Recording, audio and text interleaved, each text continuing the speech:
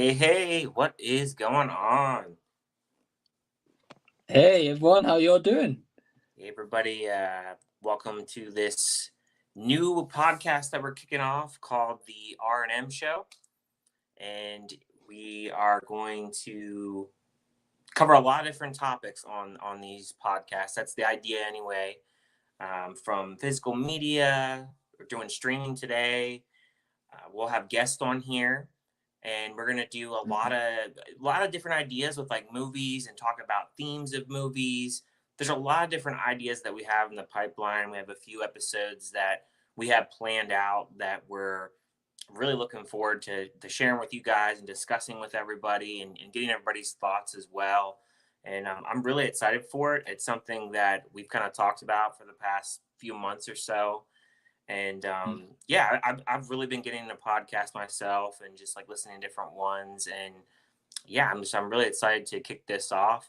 I have to my right here, we have the legend himself, Mike from Did You See That? How's it going?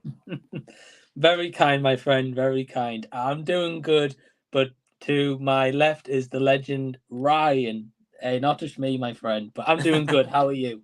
Doing great, man. Just excited to kick this off and talk about streaming Yeah, and chat with everybody as well in the chat, and maybe talk a little bit different about how, like, from where you're from in the UK, streaming is a little bit different. I mean, I know you have some of the streaming services we have, but some stuff you don't yeah, have. So, I mean, there yeah. may be some on your list that you guys have that we don't have. So, Right. it's going to be interesting to talk about it and just break it all down. So, I'm looking forward to it. And Mhm. yeah, man, I just am looking to have a blast with this. Me too, man. I think this is a very cool idea. I'm just going to say this out from the get go. Ryan was the one who kind of came up with the podcast idea. Um, because I know you said that right in the intro there, like you listen to quite a few podcasts. Hmm. I'll be honest, personally, I don't. Hmm. Um, I think it's because I'm usually either kind of, when I watch YouTube and stuff, it's either in the gym, in a little bit of spare time on in the background and stuff. But you know yourself, when you're supporting other people and watching content, it just takes a lot of time. Right. Um, and it's not to say I've never really found a podcast I've never really been into or anything, but I've just never really gone looking. Um, so when you kind of talk about podcasting, because me and Ryan, for anyone who doesn't know, like talk like nearly every day. Yeah, we do. Yeah, but it's awesome though because like Ryan's like one of my best friends, but from America, right? So it's so cool having you do this like your best friend, but like from another, in a different country completely. Uh, yeah, I can't just get a train over to see you every day, right? Yeah, So. right. So it's yeah, man. It's just awesome to have like the conversations we have, just like ask how each of his days going, or tell him what we're gonna go see at the cinema and that kind of stuff. Mhm. And you mentioned about the podcast, and I was like, I've never really thought about starting one, but if we can make it different, I'm down, right? And I think today's topic of streaming is a great place to start. I will say. Oh, definitely, dude. Like, I'm really excited to talk about it. We do have some people in the chat too, already Nice. in here. We got the view with Drew saying, "Hey, everyone, what's up? What's going on, Drew?" Hey, Always, Drew. dude. This man is in every stream. I feel like he's always hustling, man. My every like live premiere and stuff I've got on my Oh yeah, he's on channel, every one, dude. he's I'm there. so appreciative. Cinematics in here. Happy Sunday, dudes. Happy Sunday, man. Hey, cinematic, how you doing, my friend? We got the Scottish Good. Geek guy in here saying Yeah, howdy, folks. it's What's going Jimmy. on? Hey, Jimmy. Hope you're doing well. Thank you for We tuning in. got Menagio. Hey guys, evening. Hope you're doing well. What time is Deadpool 3 dropping tonight? I can't wait anymore. Yeah, I've heard that it's gonna be with the Super Bowl, so I'm sure that's what is the Super Bowl here is gonna be in the next like 3 hours or so, a little over 3 hours. Okay. So that should be dropping. I'm sure we'll hear it shortly. Everybody will be doing their reactions to it and everything. So I know a lot of people are really excited for that one. So I'm I'm intrigued. yeah, I'm interested to see what they do with it too because I haven't watched the first two in a while, to be honest with you. So Yeah, same here, dude. It's been a little while, and when I saw the steelbooks on offer the other day with my kind of latest pickup video, I was like, Deadpool 2 was like £10, brand new sealed steelbook. I was like, okay, gotta get that. yeah, that's Uh, pretty cheap. 4K as well. So Yeah, I'm gonna definitely revisit them both before watching the new one eventually. Yeah, I need to as well. It's been forever. But hey, Minaj, I hope you're doing well. Thanks for tuning in.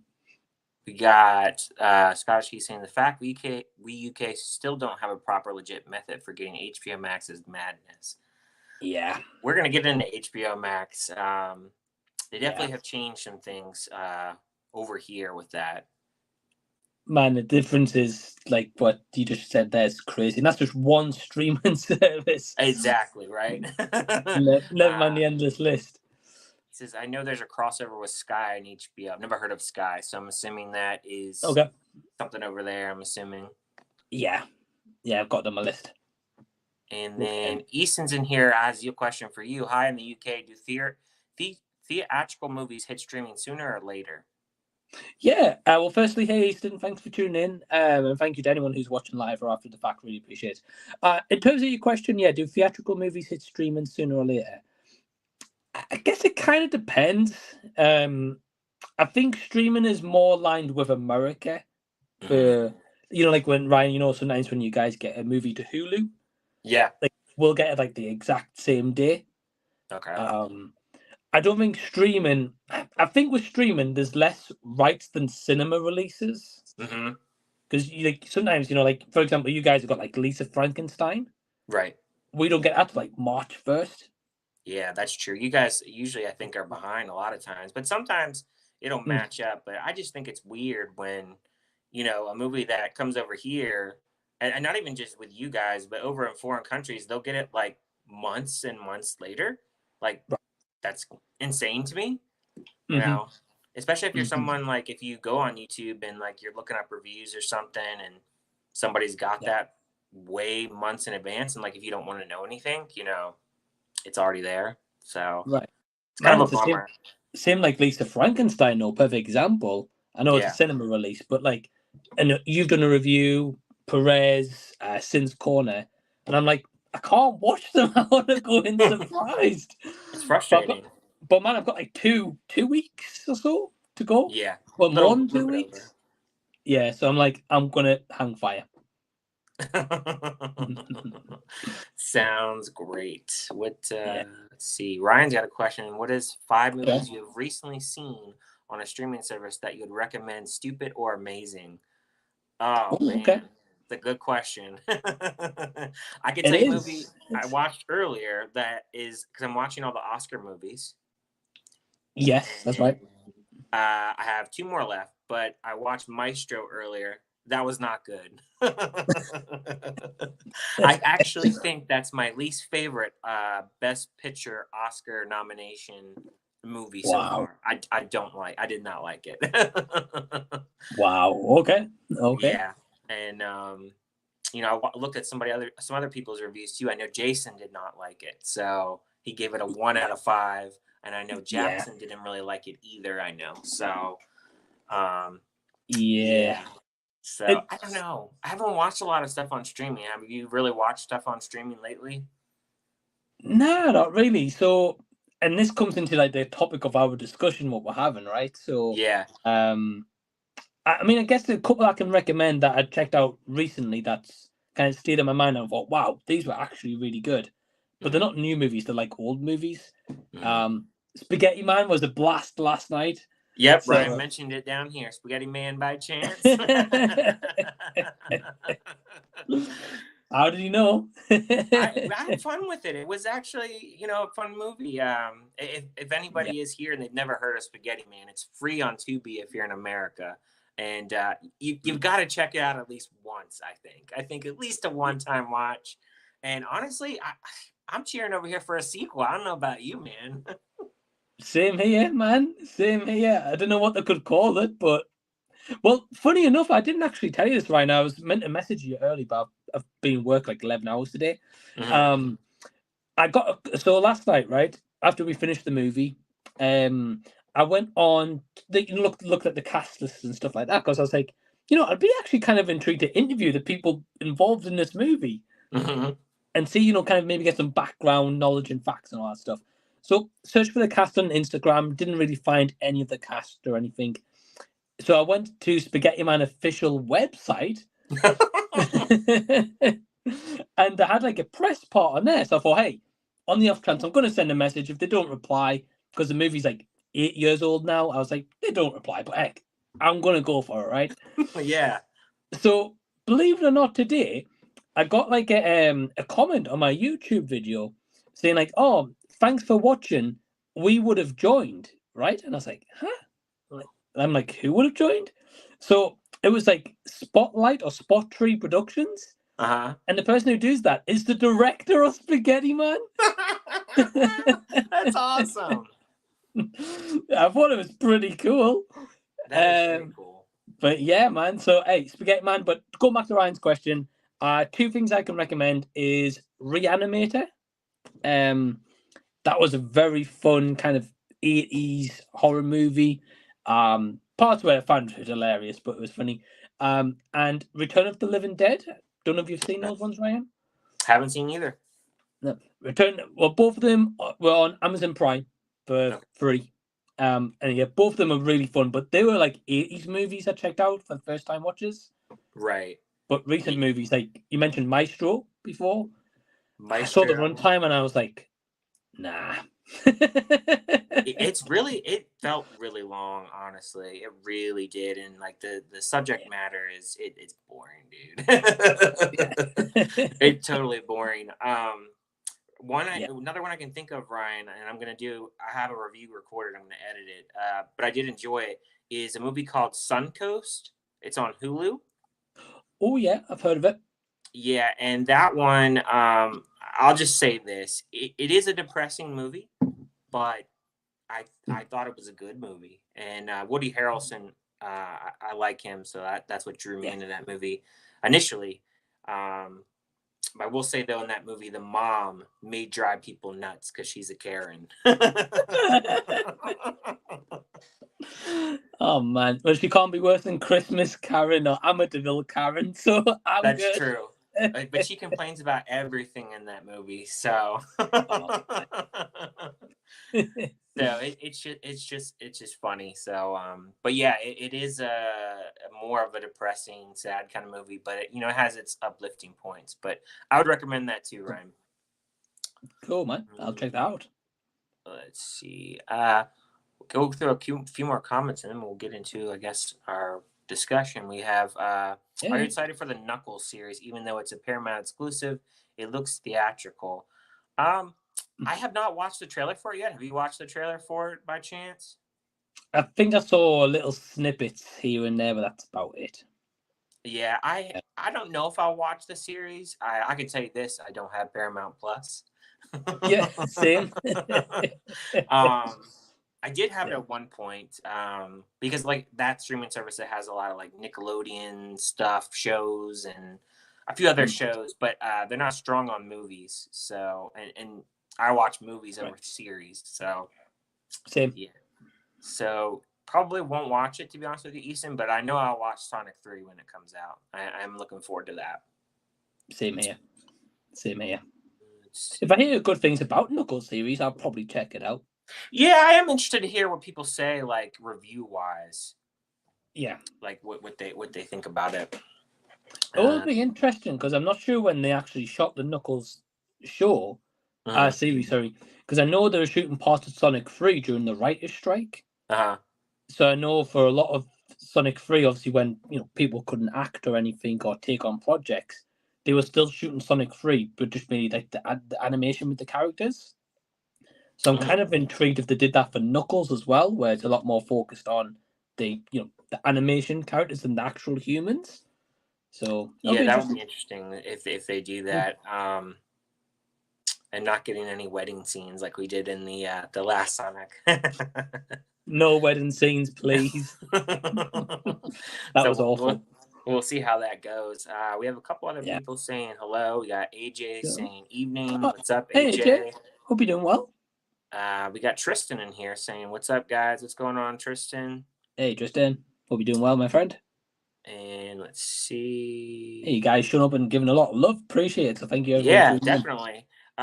We got Andrew in here. He's saying, "What's good, guys?" But speaking of Sonic, who you guys want to see as Shadow?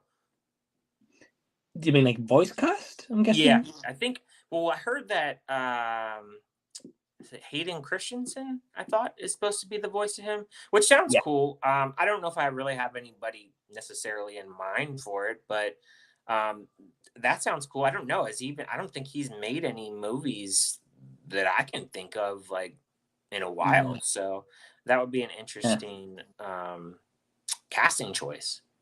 Right. Yeah, same. I think it depends on who they get, because I haven't really got any expectation for Shadow's voice personally. You're saying, It's when I see the movie and I'm like, oh wow, that voice sounded great. I'll be like, right, great choice, or terrible choice, depending on how it goes. So yeah. Yeah, so we'll see how that one goes. We also got Nick in here saying, "Evening, gents." Oh hey Nick, hope you're doing well, man. Thanks for tuning in. Much Legend. appreciated. We got Review Bomb saying, "Since Mike lives in the UK, according to Star Trek TNG, Ireland becomes a unified country in 2024. Any thoughts?" Ooh. Okay, I'll be honest with you, Ryan. I didn't know this. I don't know anything about Star Trek. Neither do I. Ireland becomes a unified country. I mean, cool if it brings, like people, populations together, or maybe more jobs and stuff like that. Yeah, Good. that sounds great. I never really got into like Star Trek, and as you know, like I didn't grow up with like Star Wars or anything like that. I still haven't seen like most of the movies, which is like I'm sure like sacrilegious to half the people that are in this chat right now going, "Ryan, you haven't seen Star Wars?" But I hope Perez is into you. Still, I've only seen the first two. Eventually, we'll be able to watch them all. So, We're gonna get them done. That's kind of my experience. We got one more question. If he's talking very quickly, Ryan, sorry to interrupt. If he's talking generally like Ireland becoming like, if that's actually a genuine thing, yeah, cool. If it's a Star Trek thing, I haven't got a clue. Yeah, I'm assuming it's a Star Trek thing. Yeah, I never followed Star Trek, and honestly, I see a lot on the physical media report. Like they're constantly releasing Star Trek 4Ks and like shows, and I'm like, wow. They got a lot of stuff. They got all these special edition steel books and all these collections. And honestly, I don't know what any of it means, but Star Trek fans, they have plenty to purchase. They certainly do, my friend. Certainly do. So, yeah, man. We got one more question in here. Have you ever been frustrated when America gets movies before the UK? Yes. I think it depends on the movie, though, right? Like, like I said, like Lisa Frankenstein. I can't say I'm hyped to see that, but I would like to see it at the same time you guys get to see it. Yeah, it makes sense. It's just weird because, like, I'm sure you feel like when you get to it, you're like, yeah, I'm the last one on YouTube to review this. Yeah, well, that's it. Yeah, so by the time I've reviewed it, like, Rashad will have reviewed it, Ryan Swales, like, every person and their grandma on YouTube's reviewed it at that point. But at the same time, I can reverse this question on to Ryan, because I know we got like Sonic 2 before you guys. So yeah, I mean, for me, honestly, most of the time, I don't try to check out reviews before I've seen it.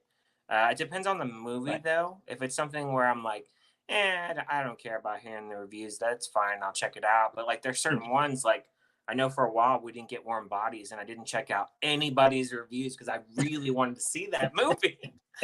And took 2 months to finally come out. But yeah, sometimes I'll get to that point where it is frustrating, and then you hear everybody talking about it, and you're like, I want to see it, but don't have access to it. So yeah, especially when everyone's reviewing the movie and they're giving it like glowing reviews. Exactly. You feel like you're missing out on something special. Yeah. Yeah. So I definitely could say I get frustrated with it. That's for sure. Yeah, for sure. I think it depends on the movie. For sure. So do you want to break down into what the different streaming services that y'all have over there? And then I guess we can kind of compare and, if it's over here or not over here. Yeah. We'll just go ahead and do that. Sounds good. So I think the same. I think a couple of similarities that we have with you guys is Netflix, of course, Amazon Prime, Disney Plus as well. I know you guys have like Hulu as Disney Plus as well. Yeah. We have something called Stars, but it's the same thing. I gotcha. I don't know why it's not called Hulu here. I've got no idea. Super weird. Yeah. I've got Apple TV, which is the same as you guys. Yep. We have also got Shudder. Yep. Of course, Shudder's the same. And then, apart from one called Crunchyroll, which is specifically for anime. Yes. Which again, I think you guys have, so it's the same. Yes, we do. Okay, cool. And then besides that, the other ones, I'm not too sure on. Maybe as we go down the list, we can kind of cross-reference. Yeah, that's fine. But I think we've touched on about 5 or 6. Oh, Paramount Plus as well. Sorry. Yep. So I think we've got about 5 or 6 there that I've mentioned. We've both got the same, probably same price points and stuff as well. I'm guessing. Yeah, I have all the prices down here too. We do have some free stuff over here as well. I don't know if you have all these, but we have Tubi, which I know you guys don't have. No. We have Pluto TV. Yes, we've got Pluto TV. Okay, you got Pluto TV. We got Freevee, which I think you guys have. Yeah, we've got that. Crackle. What? Crackle? Have you heard of Crackle? Crackle? No. The heck is that? Plex. Oh yeah, we've got Plex. Yeah. Plex. Okay. I think if I'm not no, that's not this one I'm thinking of. Okay, yeah. I think that's it for free ones. Okay. Yeah. Okay. Cool. Yeah, so that's all I have for free ones. So yeah, so I mean we've got some of those you mentioned, Ryan, apart from like Crackle, never heard of that. And Tubi. So yeah, we've got Freevee, Pluto and stuff. So a couple of ones straight away we've got for free, but they do have like premium versions you can have without the adverts. But free ones we've got ITVX. Okay, never heard of that. It's like a British TV channel, so I don't expect you guys to have that. Oh yeah, no. Okay. So we've got ITVX, so that's a free one, but they do charge $5.99 if you want without the ads. We've got Channel 4 Plus, which again I don't think you guys will have heard of. Nah, it's usually like British comedy and stuff like that usually on there. Okay. But again, that's like $3.99 a month if you wanted premium. And then that is about it for free. Not much for free. No. Well, I mean, of course, Freevee and Pluto, as we discussed before, those as well. So about 4 or 5 services maximum, maybe. Fair enough. Yeah, I feel like there's always ones that I'm discovering. I have no idea they exist. Same here. Like as we're compiling our lists, like we spoke about on voice messages and stuff. I wrote them down. And I was like, I didn't even know that existed till I searched the film, and it's on there. Yeah. Man, there's too many. There's too many. I think that's the problem. Yeah, and that's the issue. And like one of the things that I've always said too is with the problem with streaming services, and we say this is you don't own the stuff physically. Right. Yeah, you don't. I'm still here. I'm just got a pen. Gotcha. Yeah, you don't own them physically, and the frustration that I have is because there's so many different ones. If you build a list or something, next month, half your list is gone because they've already moved on. And there's just so much to keep up with. And I think like in general with like streaming services, everybody has their own niche of what they watch. So there's some that are better for TV shows, which I personally believe that Netflix is better for TV shows if you're in the TV shows versus like movies. And also, and I don't know, we're talking about prices and stuff. I believe Netflix is the most expensive out of them all. Because if you get the 4K, because they have because we have the lowest plan. My wife has the lowest plan with the ads. I think it's like $6.99 or something, which that's fine. Okay. That's not too bad. Then there is, I think it was.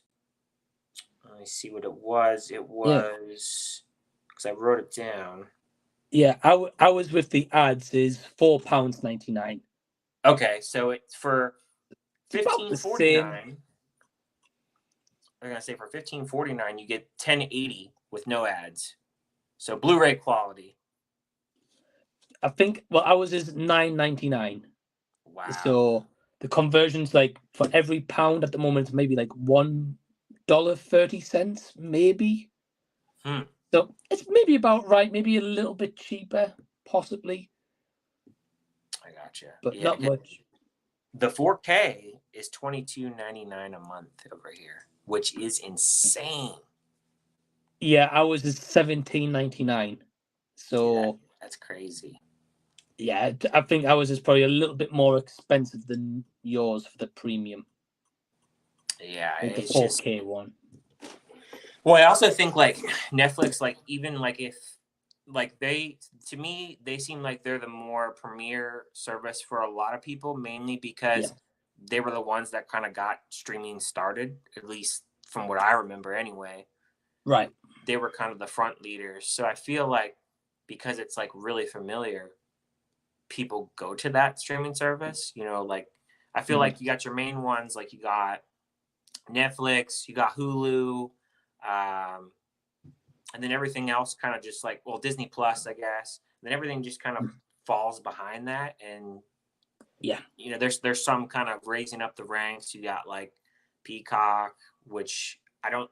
Do you have Peacock over there? Or is that just America?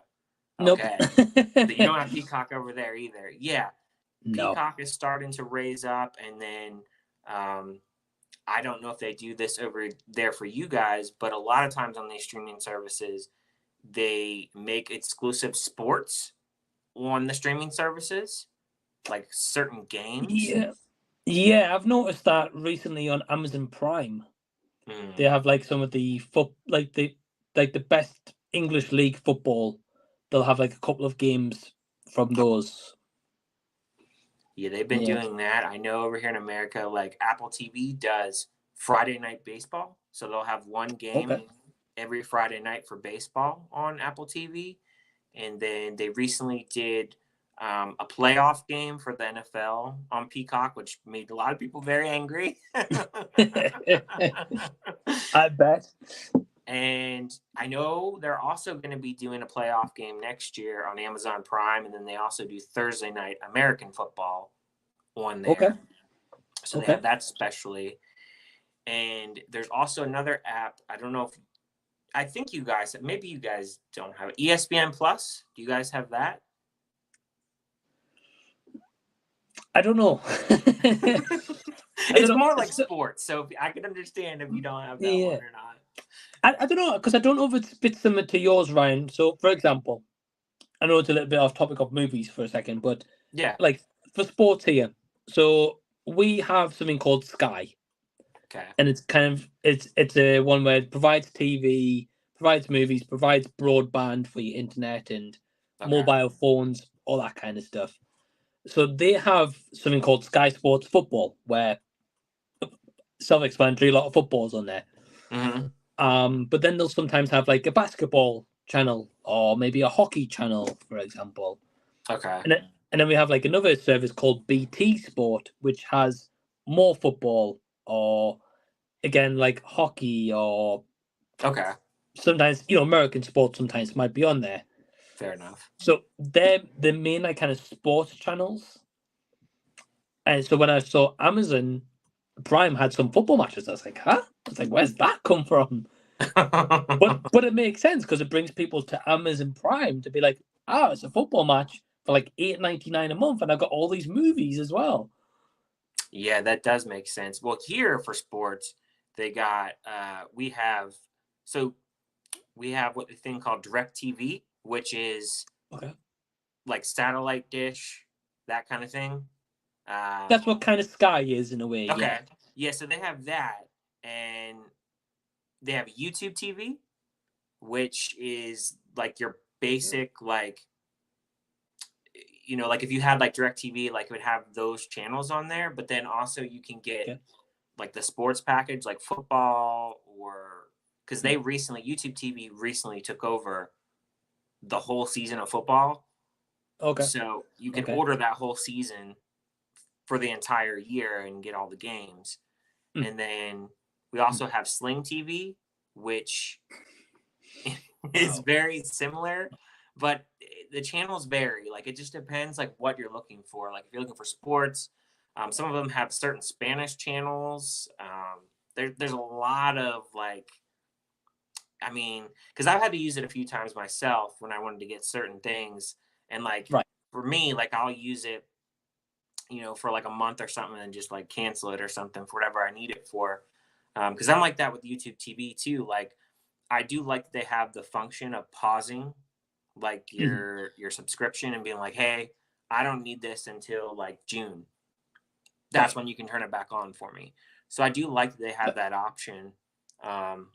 Just because like for me, I don't watch TV every day. It's just not something like when I was younger, obviously, and in high school and didn't have a job and everything. Yeah, I was binging watching the TV and sitting there, but back then it was cable and all that stuff, which is totally different from the ball game now. So I don't know. I think for me, like in the future of streaming, where it's going to go, I feel like it's going to get to a point where all these streaming services are going to have to somehow work together and either merge or kind of we'll go back to having like a I don't know how you say it, like a streaming app that has all the streaming services and you pay X amount of money for what you want personally. I feel like it's going to come to that at some point because people can't afford to have $15 here for one streaming service, or what people will just do is just cancel. And some of these streaming services, they'll be losing out. Right.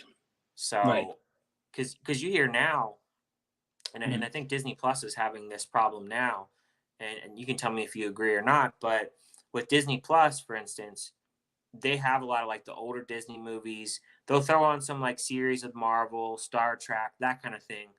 But when it really comes down to it, I really think people like new content.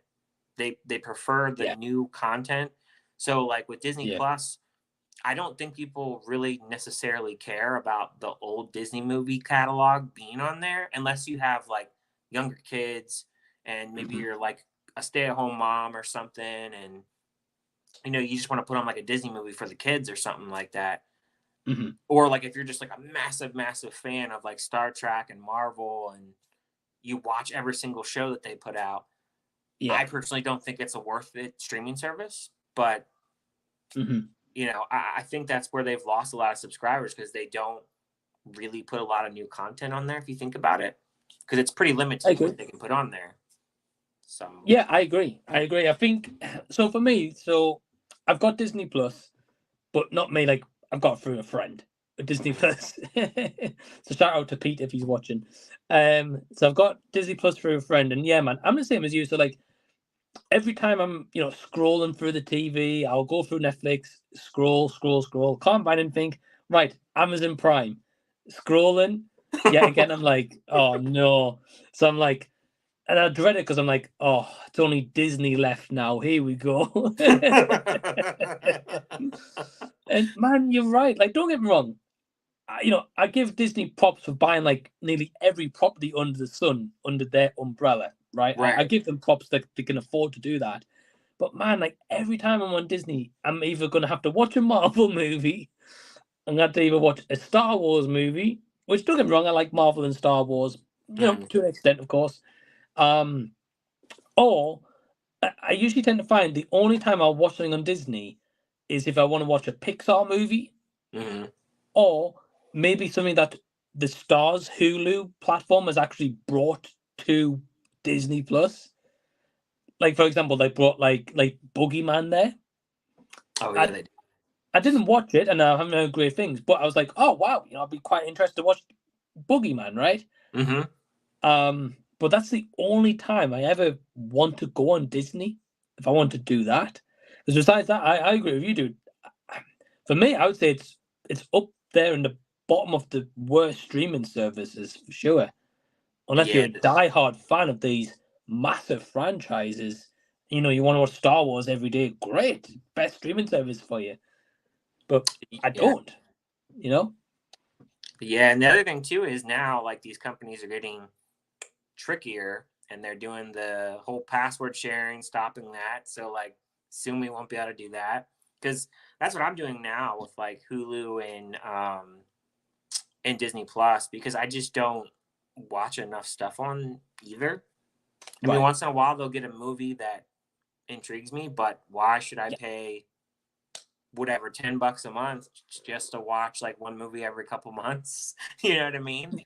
Yeah, It doesn't make I much agree. sense, and that's kind of how I feel about it. And the other thing is, I feel like with us being physical media collectors, you have so much in your collection that you could watch, and then the fact that we have theater movies and reviews and stuff to drop, like streaming's kind of on the back burner for us. I feel like I agree.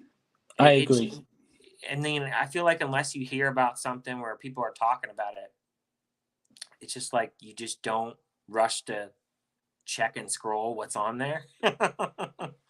Nah, like there'll be times at nighttime when I've settled down. Because for me, Ryan, like similar to you, if I can watch a movie at the cinema, I'll go to the cinema to watch the movie. Yeah. Even if it's meant to be terrible, sometimes I'll go out and I'll be like, right, I'm gonna go see what this is about. So my priorities kind of like goes from the cinema, physical media sometimes, then streaming. But you know, sometimes I might be like, right, I don't fancy watching anything, and I mean, I haven't got a collection like you. You've got massive choice. I've got like 2 shelves, and that's kind of about it. But sometimes I'm just like, yeah, I don't really want to watch one of them, or like my partner Emma, she might be asleep, but there might be a movie that I want to watch with her because she's not seen it. But I'm like, I want to show her this, but she's asleep, so I'm like, I can't really go watch that. Yeah. So that's when I'll go like, right, let me check out Netflix. Because back to your point you were making earlier, I think Netflix is better for TV, for sure, I agree. Mhm. But I think they also balance up with an okay movie selection. Yeah, it's not terrible. No, it's not fantastic. It's okay. The one thing that annoys me about Netflix, and same for Amazon Prime, and I don't know if you've noticed this, and you probably have, and I wonder if anyone in the comments has as well. They'll put a movie on Netflix, right? So, give you an example. Amazon Prime had the movie Haunt. I don't know if you've ever seen that. I've heard of it. I haven't seen it. Okay. It's an okay movie. I would say if you've got something on in the background, that way I'd say watch it. So anyway, Amazon Prime had that, and of course it left Amazon Prime, right? So it then went to Netflix. And Netflix have this big advertisement as you go on, being like, this brand new release, Haunt, you know, we just acquired this, right? Yeah. So it's in the new release section. The first section you see is there. Mm-hmm. In the UK top 10, but for you, US top 10. Mm-hmm. The movie was number 1 in the UK in the second row down. Right? So that's 2 rows already. You're getting the same one movie. And then you go to the next section, which is the horror section, and it's listed there as well. Yeah. And don't get me wrong, like if you want to check it out, great, but why do you need it in 3 separate sections at least? That's Oh yeah. one after another. Oh, I And that's know. what frustrates me, just seeing the same movie over in different categories. Mm-hmm. Just put it in one category and that's it. Until you take it out of like new releases and it goes into the horror section, then it's there. Yeah, that's true. Because you could have an extra movie, even if you buy a terrible movie to put in your service, at least you got an extra movie. Yeah, that's very true. They do that. And another thing they do too is like, so let's, like you were just saying, like if Han is on Prime Video, then Netflix gets it. Like if one streaming service loses it, another one usually gains it. So Yeah. they pass that around, and I have at times paid attention to certain movies that drop in certain times of the year, and a lot of times they'll recycle those movies each year. Yeah. I don't Yeah. know if you ever noticed that, but I've noticed like Hulu will do that a lot. Netflix will do it a lot. Like they'll get a certain movie, and if it comes out in March, they'll have it for a couple months, get rid of it. March comes back around, they got that same bunch of movies they had last March. Yeah. So that's another thing I don't like about streaming service is you don't always like you have new movies, but you'll get a lot of the duplicates that they had before. So Right. I don't like Right. being limited. I think that's for me. I don't like being limited on what I can watch. I like to have tons of different stuff to watch, but I will say with Netflix, they've gotten better with getting a little bit more newer movies like from the theater, which they didn't used to be like that, which they've gotten a little better with it. I will say that. So I can say that. I think Hulu's done better with getting some newer movies on there too. But my next question would be for you is, do you think streaming services have really hurt theaters in general, people going to the theater and their expectation of going to the theater? I think so. Yeah. I think it's tough because people like me and you, right? We go to cinema every week without fail. Whether we go multiple times or whether it's just a one trip, whatever. And I think most of the time our cinema experience is normally pretty good. You might not get someone on the phone, or they might be on for the trailers, but then they put the phone away and they watch the movie, right? Or like you, in the last 4 movies you went to see, you've been by yourself pretty much. It's been wonderful. But I agree, it is, right? And like, so those experiences, you're like, wow, it's so great to go to the cinema. I think the problem comes when you have someone who's not like me and you, Ryan, who doesn't go every week, and maybe he's like, right, I'm going to treat myself. I'm going to go see a movie at the cinema. And they have a bad experience, which you know yourself, all it takes is one person going on their phone, making noise, chucking popcorn, kicking seats, whatever. Yeah. And then that person's going to be like, well, I'm not going to go to the cinema anytime soon. Yeah, that's true. And then you know yourself, well, there you go. There's your remote. Let's put on Netflix. I can pause this. I don't have anyone kicking my seat. So yeah. I think that's definitely one factor into it. But I also think the pandemic didn't help either. Because that's when for me, I don't know if you agree. I don't know if that's when I kind of found out these streaming services starting to boom a lot more. Oh, yeah. And we got more of them, like Paramount Plus, we never used to have at all. Then that came onto the scene during the pandemic. And just more and more streaming services, which I'll get into a little bit as well. But I think it's hurt a little bit, yeah. Yeah, I think it has too, because I feel like now people, they'll look at that trailer and they'll go, is it really something I want to spend $10 to $12 on? Nah, I'll wait a month and a half and it'll be on streaming, or I can watch it at home and rent it. So I think you're getting to the point now where people, depending on, I think it really depends on the situation. I think a lot of people that go to the movies are people that, like us, that don't have like a large family, or in your case, I don't think Emma goes to the movies as much. I know my wife doesn't go as much, so I go by myself, and I'm just paying for myself, so it's not too bad. But then it also goes down to like what kind of movie you're looking to watch, I guess, at the theater too. Like some people, like they're strictly just wanting to watch a Marvel movie, or they're just wanting to watch an action movie, or whatever the case may be.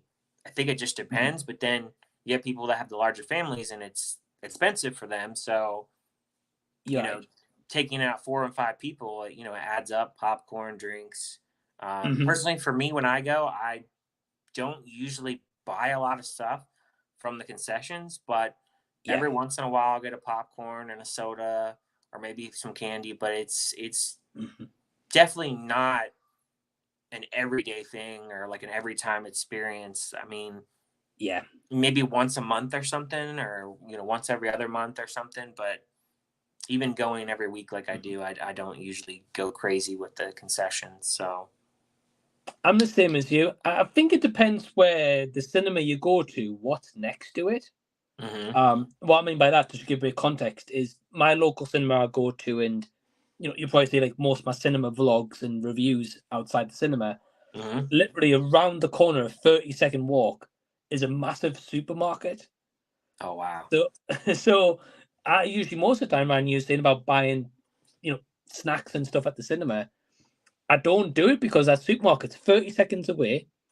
They'll have like I'll maybe get like a bag of like like chocolates like that big. Not like just like a standard bag you'd buy from the cinema, right? And the supermarket's like maybe £1.50, but in the cinema it's like £3.80. So more than that here. Right, exactly. You guys charge more. So to me, I'm just like, well, why would I go spend more, than go a 30-second walk around the corner? That makes sense. But I mean, some people aren't like that. They'd rather not walk the 30 seconds and just pay the difference. But yeah, I think it depends also on cinema ticket prices. And I know this could obviously be another discussion for another stream and another podcast. But like, for example, I know you guys do this in America, but we do something called like National Cinema Day. Yep, we do that. Right. And I can guarantee, I mean, tell me what's like in America, but every time that's on in the UK, every showing is packed. Yep, that's what happened last time. Showing. Yep. Right. And the great thing is about that, though, is the movies that come out on that week, at that time, that say like a small movie that no one would check out apart from, say, me and you. Everyone's at that movie. And I think if cinemas reduce the prices, people would give those movies more of a chance. People would go out more. Yep. But I also think it comes down to people realizing how much they're spending on streaming each month. That's true. So I've got a fun fact here that I counted earlier, right? So I counted down 18 streaming services we have in the UK. And it's just for movies, not including separate sports and stuff like that. Okay. But just as an example, if someone in the UK took out all those streaming services and decided, right, we're going to have all these every month, we're going to pay this, the total is around £225. That's insane. For 18 services, right? So in dollars, $320 a month. That's insane. If someone had all of them. So I think it depends on how many streaming services people have, which I'm guessing the average is probably 2 or 3. Yeah. Services. And then I think it depends on, people like me and you, Ryan, we're like, well, hold on. If we're paying the highest price Netflix, if we're paying Amazon Prime, we're paying Disney Plus.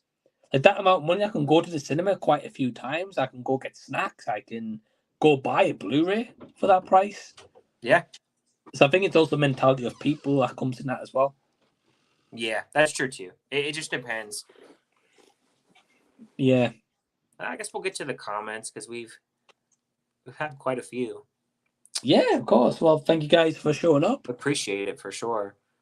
Let's see where we at. It's always going to be an interesting discussion. Yeah, we got a lot of stuff here, so we will go through these as we can here. Awesome. We got Andrew saying it might be rumored or confirmed, but Hayden last time I saw him in a movie, not sure which one came before, but was either Revenge of the Sith or Jumper. Wow, that's a long time ago. I think Jumper came out in like 2008 or so, because I remember seeing that in the cinema. Yeah. I didn't see it, but I know of the movie. Yeah, that's really a long time ago. Wow, Andrew. Wow. I don't know if he maybe went into TV, possibly. Yeah, I don't know. I haven't really followed his career, so I can't really say, to be honest with you. That's him here. Menagio says, I recently watched Inside from 2016, a horror film with Rachel Nichols, who also stars in P2. I thought this film was really good, and apparently the one I watched was an American Hollywood remake. Ooh, okay. I feel like recently, I think we talked about an Inside movie. I know last year they had the one with Willem Dafoe. Yeah. So I think I've heard of this one. I could send... Hold on. If I've got it here, I don't know. Oh, there we go. I got this one. Okay. That Inside, but I think that's like a French Second Sight one. So I don't know if that one he's talking about is the American remake of this, because I think this is 2007, 2008, I think. Oh, okay. So another one that's inside. Well, lots of inside Man, movies. Man, it gets confusing when there's just so many movies with the same name. Especially with such a simple name like that. Right, right. Actually, I think he has a follow-up comment. He says, "Have you guys seen Inside? I'm not bothered about the French one." So is that one you have a French one? Yes. Oh, okay. I wish the American one was instead released on Second Sight. Okay, Ah, right. So American remake. Okay. gotcha. Okay, so now No, I've not watched it yet. No. gotcha. Cinematic saying, "What? You haven't seen the first Star Wars trilogy?" Yes, I haven't seen it. You and I have seen it all, though I don't love it. Okay, don't tell Perez that. Oh. He'll tell you all the reasons why it's amazing. He refuses to say anything bad about Star Wars. It's very true. It's very true. Streaming question for you. Has streaming cheapened the movie experience for the average viewer? Star Wars took 5 years to get a VHS release, so seeing it then was so valued. Now instant streaming. Good question. I think this is a good question. I do feel like it has cheapened the experience. It definitely is to the point now where, especially like during the pandemic, where, for instance, let's just say like Night Swim. We'll use that for example. That came out here on January 5th. Literally, it was available to watch on VOD literally within 3 weeks. Wow. 21 days. And I've seen some movies, because usually the release date window, and I don't know if you know this, Mike, but just from stuff that I've looked at, Sure. most of the VOD releases are around 3 weeks, but I've also seen some that are even shorter than that. They're like 17, 18 days. Fast and Furious was one of them, which is crazy because that's a bigger movie. So, yes, right. I definitely agree when I say that it's definitely cheapened the movie experience, and people just go, you know what? I'll just wait. I think that's kind of what it boils down to. It just depends how how excited they are to go see that movie. If they need to see it right away, or if they can wait 3 weeks to a month, no big deal. And for some people, it's not. Well, let me give you another example, Ryan. So you brought up a great one there, Night Swim, right? I don't know if that's on VOD in England. It probably is as well, but I haven't looked. I'll give you another one, Saltburn, right? So I don't know if we got that same time as you guys, maybe a day or two later, maybe, I'm not sure. I know it was out for like a week or 2 weeks, and I caught it kind of towards the end of its run when it had maybe 2 or 3 showings maximum a day. So I'm glad I got to see it on the big screen for sure. But then I know, of course, as the movie came out, everyone started talking about all this stuff that happens in it. So I got this hype and this buzz, and being like an MGM Amazon movie, yeah, like as I was watching at the end of my cinema run, a few days later, it was on Amazon Prime for free. So, which is crazy because that movie had just come out. So, I mean, I guess smart move by Amazon being like, oh, let's put on Amazon Prime this movie that everyone's talking about. So people's going to watch it. It's going to get good numbers. People's going to join Amazon Prime. And, a lot of people probably forget to cancel their free trials. Oh, of course. Which is always happens. So they're getting the money that way. But yeah, so that's another example. But yeah, I agree with you, Ryan. I think it just goes to streaming way too quickly nowadays. Yeah, and even with physical media, usually I would say it's between 2 to 3 months. About that. If it's a movie that's a little bit maybe lower budget or smaller movie, usually a month and a half. Yeah. There and about. Because, for example, Silent Night, I think, for you guys, right? Silent Night, yeah, that came out at the end of this month, or last month, January, and that came out in cinemas the first week of December. So like a little pretty much almost 2 months for that. So, but I Right. have seen some that come out a month and a half.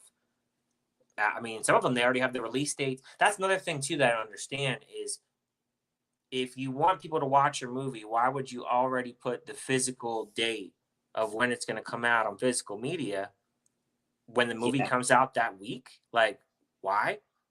I mean, I see them do that a lot. I think sometimes it's they don't have faith in the movie, Maybe. and they're relying on the physical media collectors. Because you know yourself, like, you know, Ryan, me and you maybe a bit more picky to get in physical media. Mhm. I mean, I know you get a lot more than I do anyway, but you know, I know you've kind of been cutting back and stuff on it.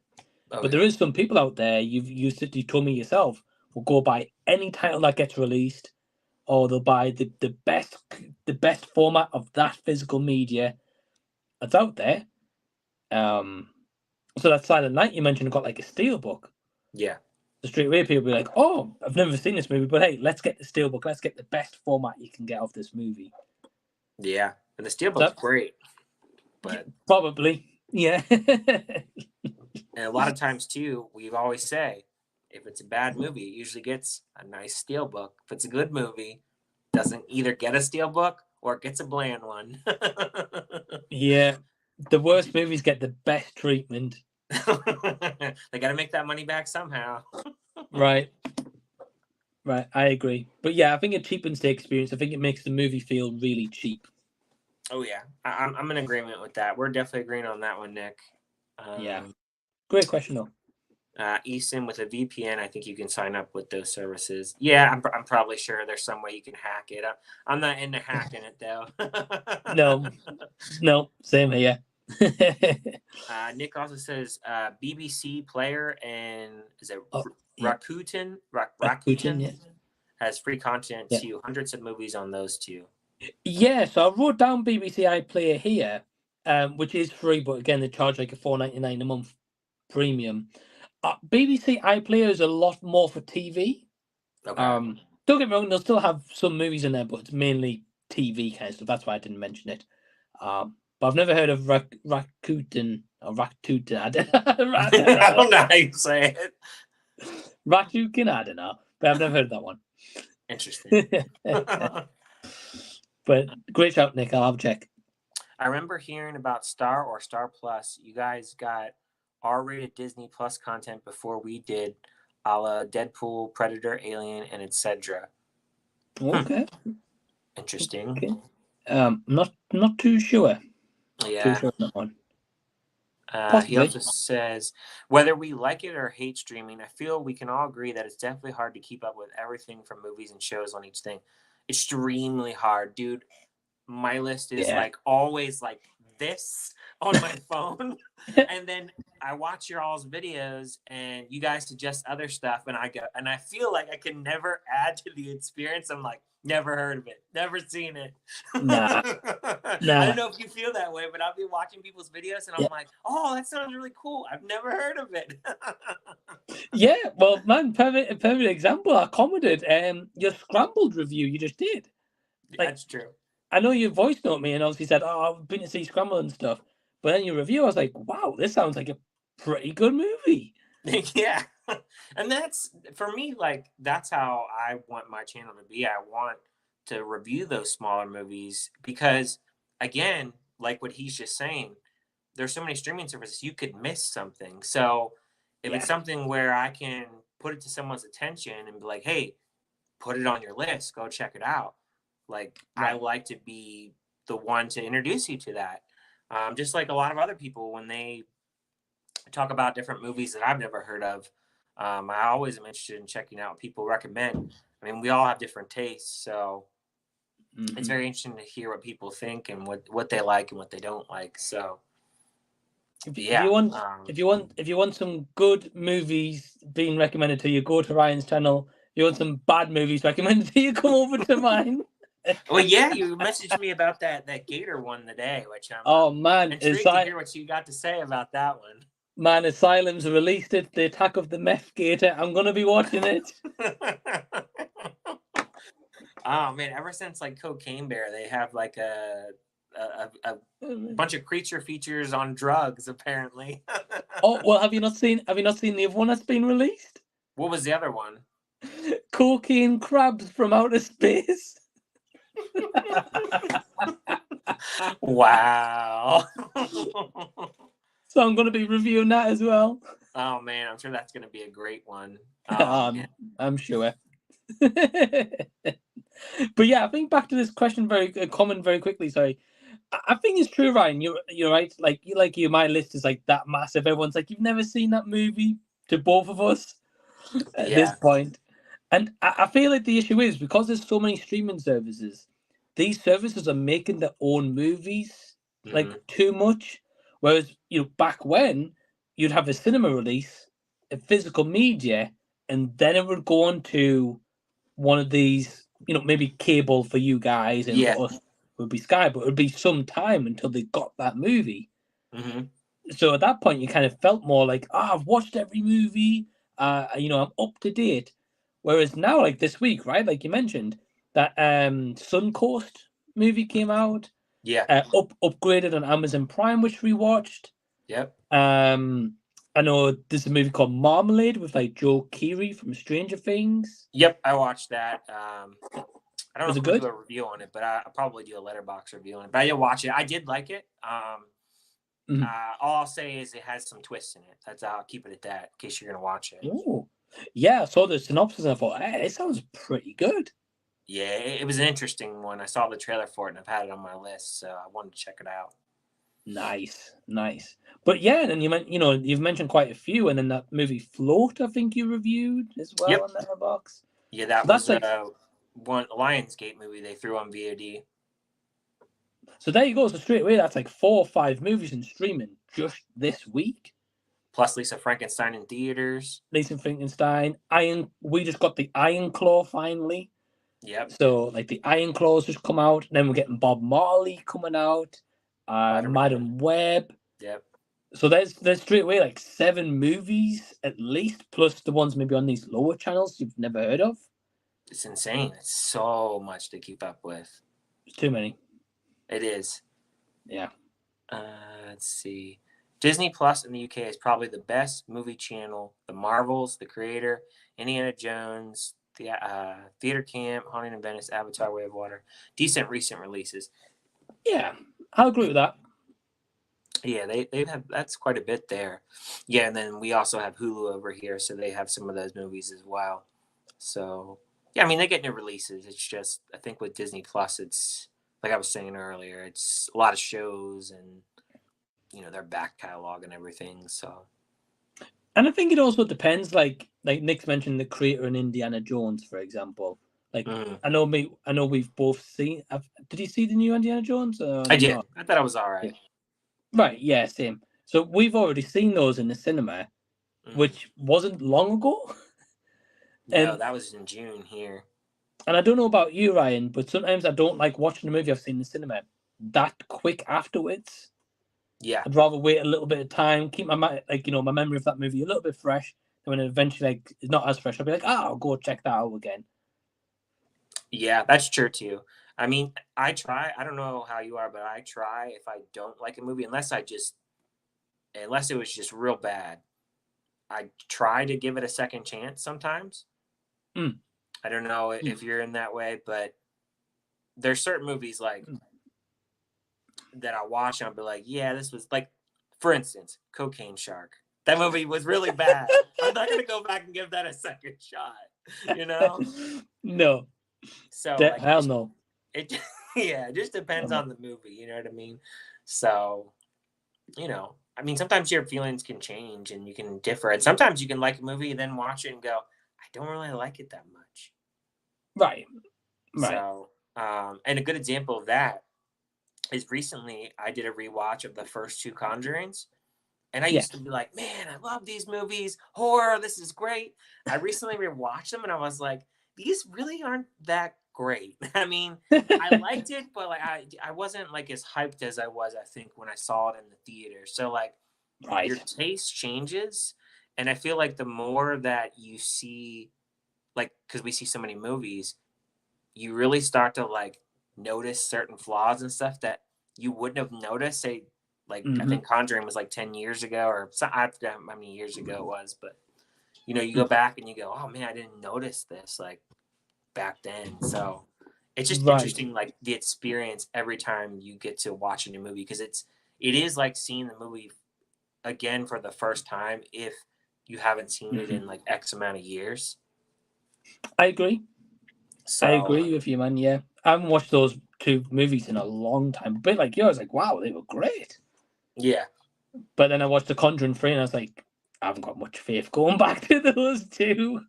Well, yeah, I didn't like Conjuring so, 3 either. And they're making a fourth one. I don't know if you heard. Unfortunately, yeah. So I was thinking to myself, oh man, do we really need another one? The third one was bad.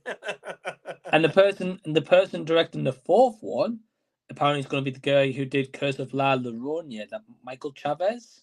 A lot of people don't like that movie. See, I didn't mind that movie, but to be fair, I haven't watched it since the cinema, so I don't know if I would feel the same. I think same as you, Ryan. I think I remember walking out the movie. I was like, yeah, that was fine. Yeah, but a lot of people don't like that movie. I hear a lot of hate for that movie, and then The Nun. A lot of people hate The Nun. I know you don't like The Nun either. No. So I hear that all the time. Like just certain movies, I'll see people's opinions and like, man, everybody hates this movie, and I liked it. I mean, I'm sure you get in that situation too, where you'll review a movie and you'll be like, I loved it, and then everybody else is like, this movie's bad, and you go, okay. Man, perfect example, Bottoms. Yeah. I got slammed in my video because I did not like it. People were like, it's not for you, or you're missing the point. I'm like, am I? I'm like, no. Yeah, dude. Sometimes you get into that situation for sure. You do. You do. Andrew says, I honestly like the old Disney catalog, still vouching for House of Mouse to be on there, late 90s, early 2000s cartoon. Okay. Nice. I don't think I've ever watched that. I don't know if you have. No, I've never seen it. But I hope it comes on for you, man. Drew says, good news. Last night I watched Zodiac starring Jake Gyllenhaal, Robert Downey Jr., and Mark Ruffalo. You ever seen that? Nope. Neither have I. No I've comment, heard good Drew. things. Sorry about that, Drew. Nothing to really add. Did you like it at least? Let us know. Oops. I've heard good things. I wish I could find that in stores or it stayed in Netflix. I don't know which movie he's talking about. Let us know what movie you're talking about, Andrew. Yeah, sorry, man. We're a bit behind in the comments. I know we're behind. Nick says, I'm with you guys on concessions. I generally go in with a bag with a lunchbox fruit sandwiches. Last week during 2001, I even took a supermarket beer in with me. Well, dude, like I used to have to check bags when I was in the theater, and people would be bringing in like Japanese food and like McDonald's and, you know, everything that they could, subs. I mean, did you ever let them in? Just be like, yeah, go on. It depended. Depended on my mood. I mean, Japanese food, that's a little much. I mean, if you just bring in like a burger or something, yeah, go ahead. Because that theater, we sell burgers anyway, so it's like, right. It's not a big deal. And then like for me, like I always bring a water bottle with me. They never say anything because it's just a water bottle. You know what I mean? Because I have to have some type of drink usually for a 2-hour movie. So I love how it's so different for you guys. Oh, you can't bring in a water bottle? Oh yeah, well that's what I'm saying. So like for me, every time I go, I'm like, I'll take my can of like Pepsi. I'll be like a bag of popcorn in my hand from the supermarket 30 seconds away. A bag of chocolate sometimes. Man, like sometimes we're just like, I've been like saving my brothers and stuff. Yeah, we'd literally just have a carry bag of stuff in the carry bag. They can see what's in it and just like, yeah, no problem. Wow. Yeah, we can't do that at all. I mean, I haven't tried to attempt to do it like recently, so maybe I could get away with it. I don't know, but I don't know. Like recently, I definitely have noticed even more of an uptick of prices. Like, oh yeah, I think the other day when I went, I thought about getting a popcorn, and then I changed my mind because they told me for a small popcorn it was almost $10. And I was like, Nah, I'm not that desperate. Well, It's expensive. this is the thing though, man. Like, so you mentioned there about popcorn, right? So Mhm. we have. So to give you an example, the cinema I go to, Cineworld, which I know Nick goes to as well. Not the same one. We live in different parts of the UK. But a little, I would say about maybe 2 years ago maximum. They usually have like a deal on, where you'd be like, right, a drink and like a popcorn or a drink and a nachos, something like that, right? Mhm. And it was about £8.50 for the two items, right? But with the cinema card I have, you get discount a little bit. Mhm. So I was like, it's not too bad. And those would be the times I'd be like, I'll go grab something while I'm there. Actually, I'll forget the supermarket. I'll get something from there. Mhm. But man, in the space of 2 years, that deal's gone up like £4. Yeah. So it's like maybe $6-7 it's gone up by for the same thing. And I'm just Yeah. like, like you mentioned, like popcorn. I say the supermarket around the corner is like £1.50 for like a big bag like that. And Mhm. in the cinema, it's like £7 for the same kind of thing. I'm like, well, I'm gonna go there.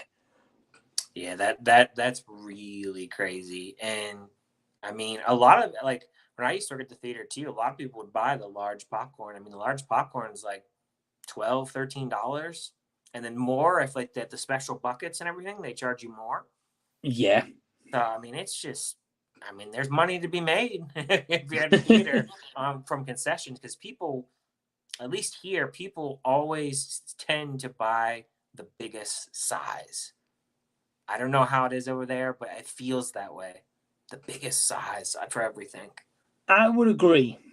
I would agree. For me, I feel like when I see people with the bigger size treats, Mhm. they're probably the people who don't go every week like we do. Right, that makes sense. I mean, I could be wrong, but to me, like when I see them, sometimes you get the feel of when you're in the cinema, you're like, this person's got a cinema card, right? They're here all the time. Yeah, But some people you see and you can tell it's like a family day out or like a friend's going to see a movie or something. yeah, that's true too. So yeah, they usually go in the biggest size ones, yeah. But yeah, I And definitely see it a lot. I think cinemas, that's where they mainly make the money from the snacks, right? Yeah. But I think it comes back down to that thing I mentioned, like a National Cinema Day, they charge so little for the tickets. Hmm. People feel like it's a bargain getting the food at that point because they've got the Hmm. tickets so cheap. So I Yeah, think if I was gonna say they used to do over here. So your Cineworld that you have, yeah, we have Regal, and right, they used to do every Sunday for all day. Every movie was $5 the entire wow, day, every Sunday. And I'm gonna tell you, that theater was packed every Sunday. The parking lot was filled to the brim of people. I, Every showing would be sold out. The lines would be nuts. I They stopped bet. that years ago, and that theater that I go to, um, or at least one of them that I go to, I'll go there for new release week on Thursday when the movie opens up, Yeah, and I'll go to a 5-6 showing, and there's usually nobody there. I mean, it's crazy. It's just nuts. It really is crazy. Like, because it's like you were used to, depressing. it's depressing in a way, Yeah, because it's like you're like, man, this used to be the spot, and yeah. now it's just not that way anymore. But you know, I think it depends if there's other cinemas nearby. That's better. well, there is because I have a total of between here and to the next town, I got 12 different theaters I could go to. I know, and they're all in close Wow. proximity. Like honestly, most of them are anywhere between 10 to 20 to 25 minutes Hmm. away from each other. Like you just go in Wow. either direction and there's a theater, you know what I mean? So it's tough competition, really is. So I mean, if that cinema that's dead all the time, if they did $5 tickets all the time, they'd probably be booming again. Yeah, well, they also don't update their theater too. They got the old seats from when they opened in 1999. Nice, So nice.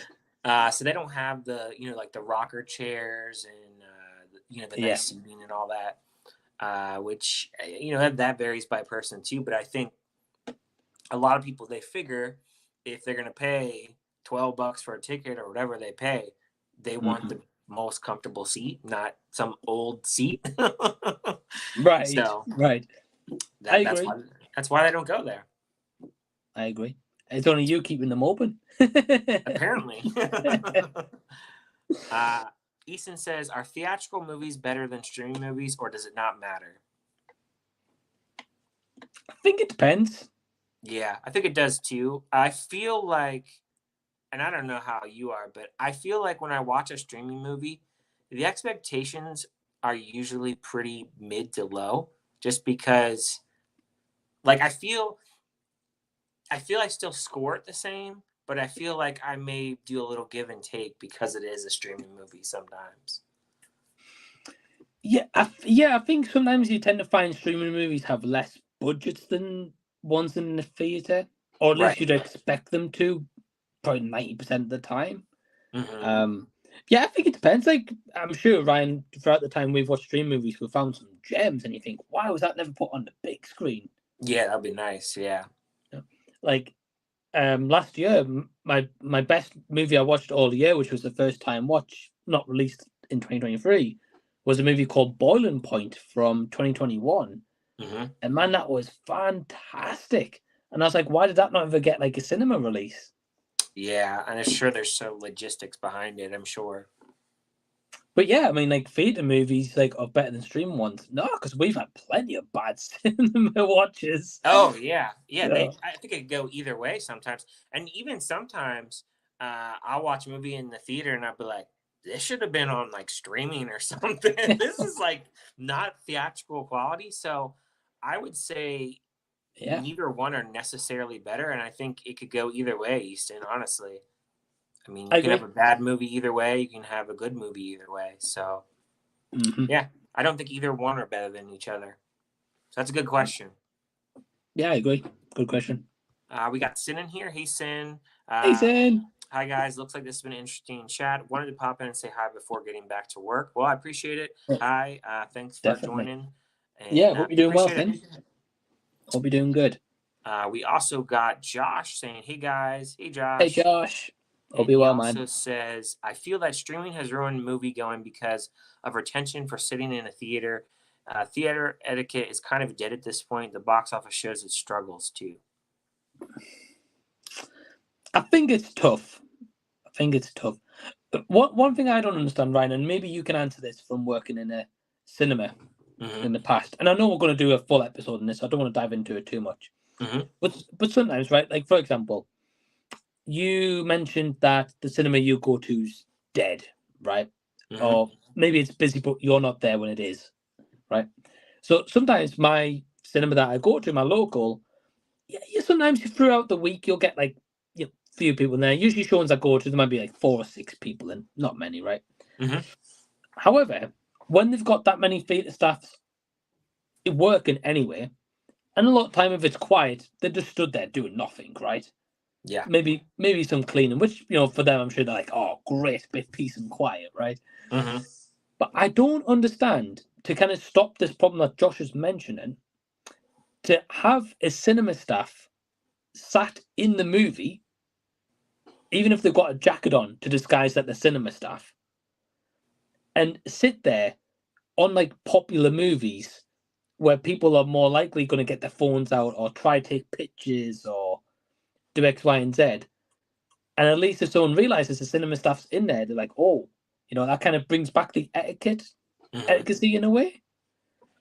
So this is my thinking of it. I think when I worked in the cinema, so this was pre-COVID, like 2019, we used to have the staff to do that. So to put it in perspective for you, ushers, like cleaning the theaters. So there's 20 theaters, 10 on each side. So we'd have 4 guys on one side, 4 on another side to clean theaters. Back then, that is something that we could have done. I can tell you now, that's not something you could do, because now it is, you got one guy doing the tickets, and you got one guy doing the cleaning of the theaters. And how I know that is because the theater by my house and the theater that I go to, the Regal, they aren't busy enough to have those kinds of employees. And most of the employees they do have, they're in the concessions. And then they have like a manager back there. So I think what you're saying was more attainable to do pre-COVID than it is now. Because also you have to remember, theaters are paying more now to the employees than what they were doing previously. So when I was working at a theater, and granted, when I share this, what I made, this was just a second job. This is not a career. I was only making $8 an hour, just doing it. Wow. And it was the only reason I did it is because of the other job I had. It was a closing shift. It was like a 5 to 1 in the morning kind of job. Okay. So I would close up because you only need one person to close. And back then, that's all they were paying employees. And I remember we had like about 40 staff members on staff before like COVID hit. Nowadays, they have probably half that. And another reason I know this too is because I know the manager that still works there. So they just don't have the staff. And now they're paying them, I think the minimum now is like $10 an hour.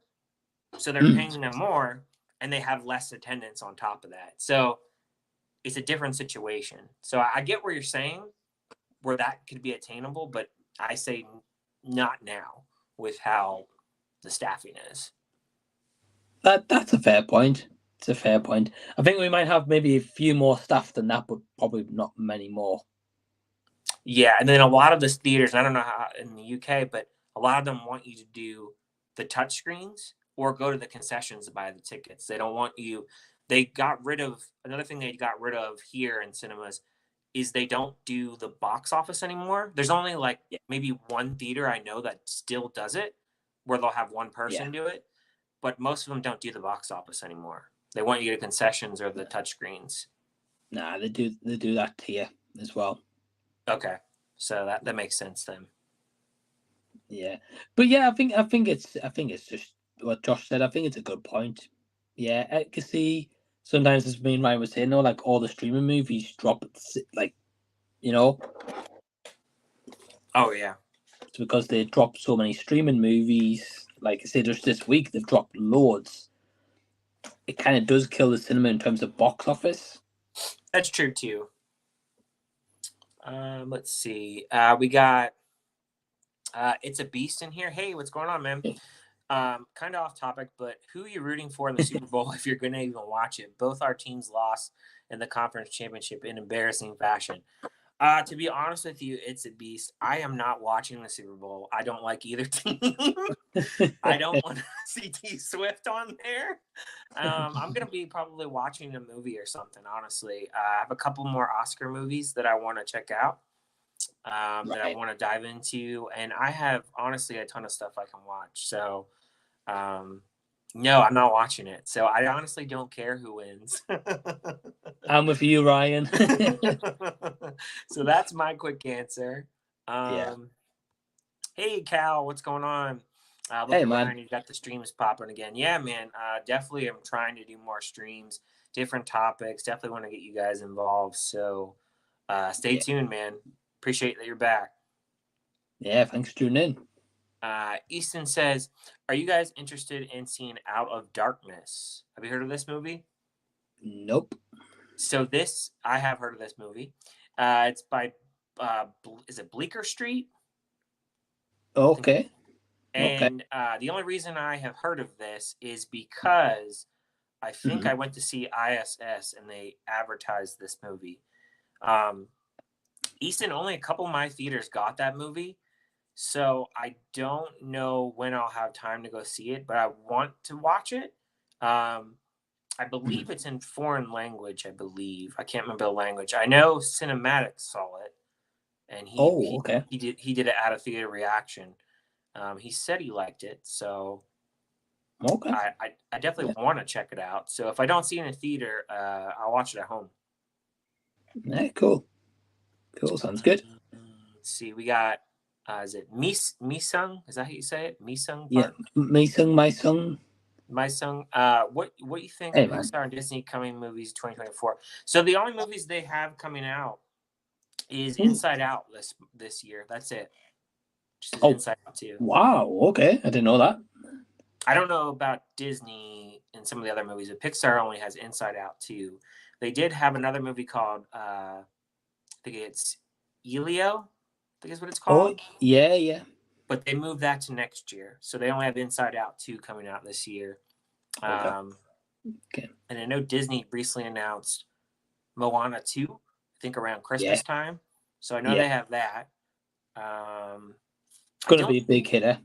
Yeah, I don't know. And I know I was laughing about this. I was reading the comments. Sometimes I probably shouldn't read the comments and stuff, but Disney announced their slate for like the next like 2 or 3 years, and like pretty much everyone was a sequel.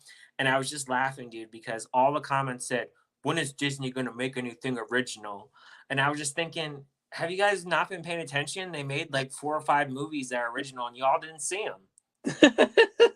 You know, right? Like they made like Strange World. Nobody watched that. They made Wish, which didn't do very well. They made Lightyear, which failed. I mean, they've made, I mean, at least two or a couple more. So yeah, I mean, like, if you want them to not do sequels, you got to see the original stuff that they put out. But right, you know, what's funny is, you know, we'll sit here and we'll read those comments. Those same people complaining about those sequels, they're gonna go see them. Yeah. So if you don't want them to make them, don't go watch them. Yeah, man, they'll be there day one as well. Exactly. So I had to laugh about that. So that comment about Disney, it reminded me of that the other day. In a way, I don't blame them. You know, like Amazing Parks, they're saying what you think about Pixar. Like you mentioned, Ryan, Inside Out 2. Yes. And from everyone who I've spoke to, liked the first Inside Out. Yeah, it was very good. Yeah, I did as well. So straight away, Pixar, you know, everyone's bound to go see number 2 because of the reputation the first one has, right? Yeah. So Pixar's like, right, okay, well, if this does well, kind of recoups the money for Elemental a little bit, maybe for Lightyear as well, and maybe, you know, some other projects and stuff. But yeah, Disney, as you mentioned, Ryan, yeah, they made more originals. They flat out bombed at the box office. Yeah. So they've had to go back to making sequels, known like, what else are they IPs supposed to do, you know? to kind of bring people back in. Yeah, that's what they got to do. So It's a I shame. can't blame them. I can't blame them. Yeah, it's a shame. And I don't think some sequels are needed, but they need to make money. Exactly. Well, I mean, they're doing Toy Story 5. I know. So, I never thought we would get a 5th Toy Story, let alone a 4th one. I thought 3 was our ending, but no. Me too. We keep going. Me too. Andrew says, thoughts on Robert Eggers' Nosferatu. I've never seen the original one. I think it's from the 30s, if I'm not mistaken. I don't know. I've never seen it. I've never seen it, but it's much older. Yeah. But I'm looking forward to it because I like Robert Eggers. He's definitely in the artsy category. He's made, let's see, The Witch. He did The Northman, I believe.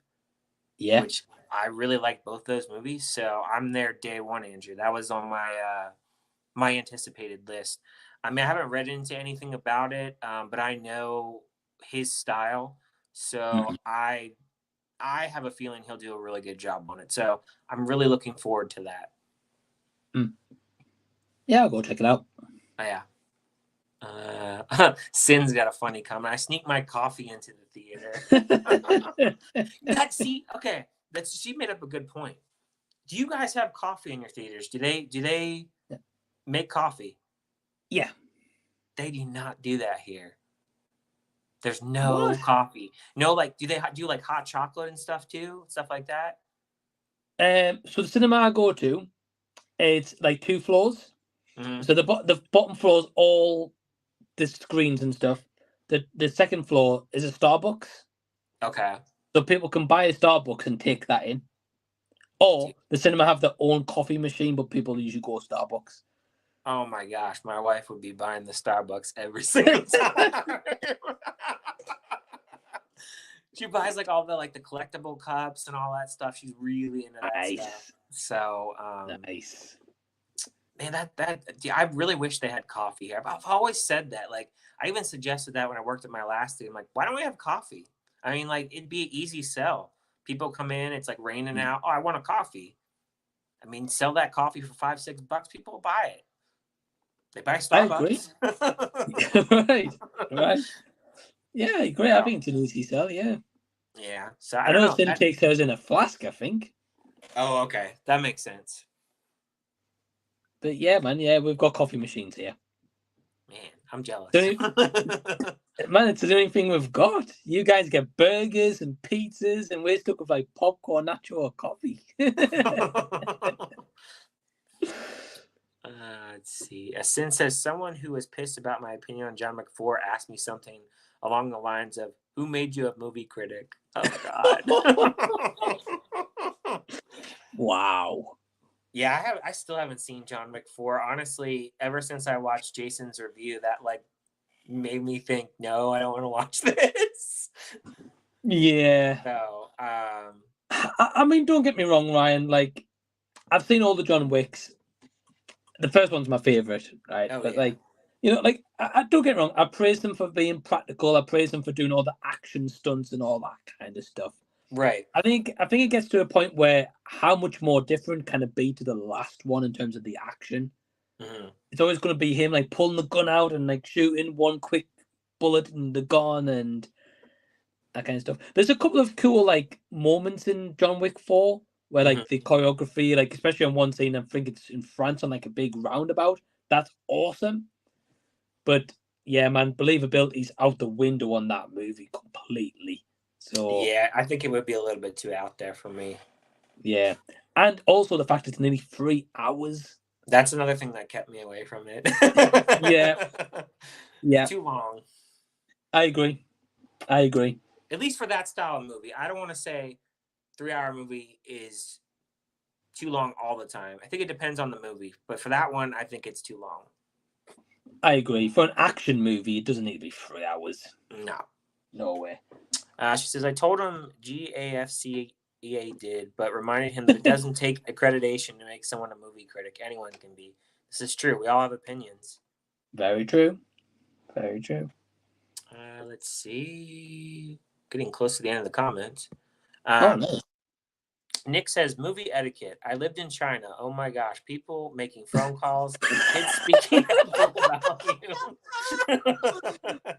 Parents not stopping them, people filming, feet on headrests, eating seeds and spitting shells out. That's gross.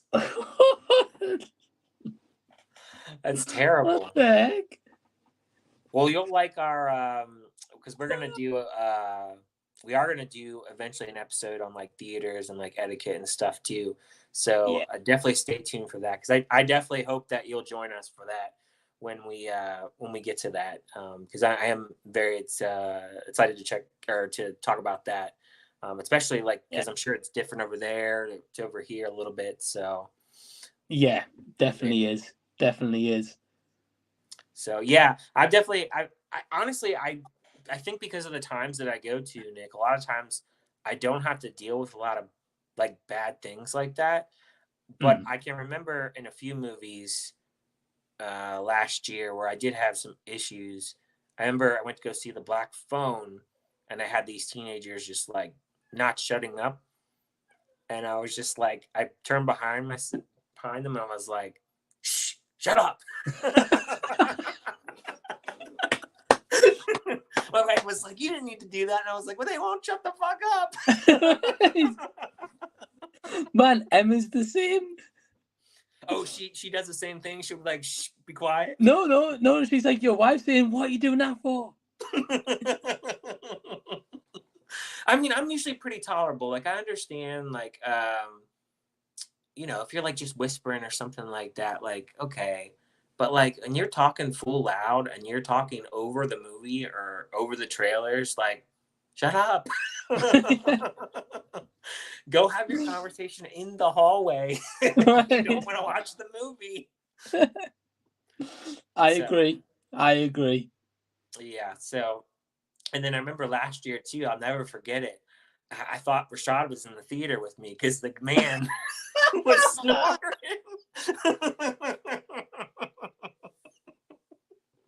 It probably was him. I mean, what's funny is I went to go see that movie Chevalier. I reviewed it on the channel. But man, the whole time I just hear really loud. And he did it the entire movie. Literally, the movie ended and we had to wake him up. Oh man, and the thing is, it was in a small theater, so like there's no way you could like block out the sound or anything like that because it was in like a 10-row theater.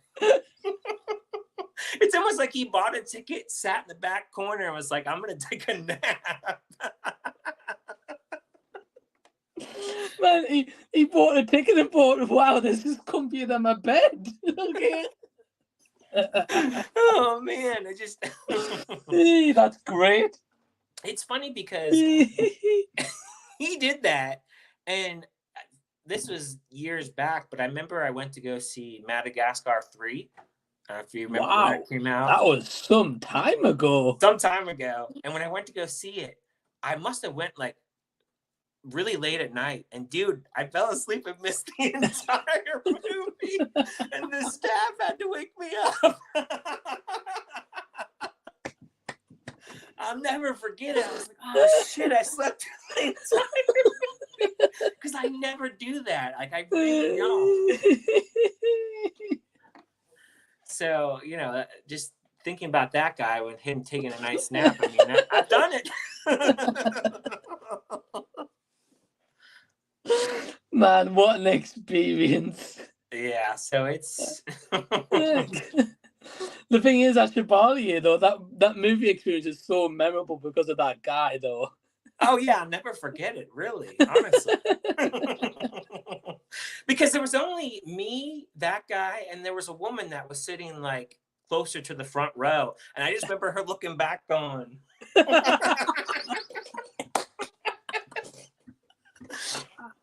I mean, it was just so funny. I mean, he was making all kinds of noises. You know what's bad when she turns around from the front all the way to the back row.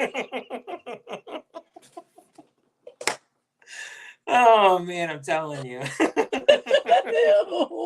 I'm dying laughing at you. Oh man, I mean, I'm never gonna forget it. I can imagine she turns around and you're like. And what sucks about it too is like that's not even a movie I can buy on physical media. They don't even have it on physical media. So I can't relive it. Don't relive it, Ryan. Take the one experience you had. And cherish that memory forever, my friend. Yeah, seriously, I will. That's great. It really is. Woo. Alrighty. Easton says, I saw Robot Dreams earlier. It was really mid. I've never heard of Robot Dreams. Nope. No comment on that one. What is Sorry, it sounds like a cartoon or something. Maybe a kid's movie. Oh, I have heard of Robot Dreams. Sorry, when you said cartoon, it is an animation. Okay. Yeah, but I don't know anything about it. Gotcha. Yeah, I've never heard of it. Nah, didn't look great from the poster. Sin says, my theater used to serve coffee, but then the machine broke one time when I ordered some. They haven't made it since. Dude, that sounds like my theater. So my theater, they never serve coffee, but they have the ticketing machines, and they got like a bunch of them, and like a bunch of them broke, and they just said, what the hell with it? We're just not going to use them. So I understand there. Oh man, haven't used it since. She said, so I got permission from the managers to bring my own. Okay. Wow. Dang, you're in with the managers there. There's going to be one time soon you're going to go back in and that coffee machine's going to be working. You're going to be, no. Take that back to your car. That's crazy. They just never fixed it. I mean, like, you could be making money, $5-6 a cup. Well, man, I mean, like as you said, like Sin takes her own in. So Yeah, they could get her every if they had time. coffee, right? Oh man, that's crazy. But for the managers to give her permission, they must know it's never coming back on. Yeah. That's crazy. Wow. Oh, That's man. great. Norman, Oh, hey, what's up, Norman? Norman, man, what's going on? What's up, legends? Chilling here, waiting on my pizza and wings for the big game. Nice, man. What kind of pizza did you order? Oh, it That sounds makes a good. difference. That makes a difference. What kind of wings? It does. I'm curious to know. Let us know if you're still here. I hope you're doing well, Norman. Thanks for tuning in, bro. Nick says, being positive about China. I saw Avengers there in, I think it's pronounced Gullin City, with Chinese friends, being united with Cap and the Avengers, overcoming culture and language. Very, very special. That's awesome. Yeah, I when I worked at the theater, the Avengers Endgame came out, and I just will never forget that experience, honestly. Right. Like, I just, the amount of people that went to go see that movie, that's when they were doing the midnight showings, and they even did like 3:00 in the morning showings for that movie, Yeah. which I've never seen that again, honestly. That's how big that movie was. I kind of miss midnight showings. I do too. But now, like, theaters usually they gradually have gone back to some later showings. Before, they were only doing like till like 8 or 9 o'clock showings. They've recently gone up to about 10:30, but nothing later than that. So I don't know if that's how it is there. Yeah, same here. Normally, Okay. they usually have like the last showing ending about 10:30, 11 o'clock, and then everyone's out. Right. Usually. So they've definitely changed that aspect of it for sure. I wonder if it's to do with costs, maybe. Like after a certain, so for example, in my job, if I work after 11 p.m., it's classed as unsociable. Like hours, so you get paid a bit extra. Okay. I don't know if it's like that for the cinema when they're getting the midnight showings, because obviously it's probably not in the staff's contract to work till after midnight, right? Normally. Well, when I was there, usually we'd have like the 10 o'clock showing, and then we'd be cleaning while, like, so let's say like a showing started at 10 o'clock.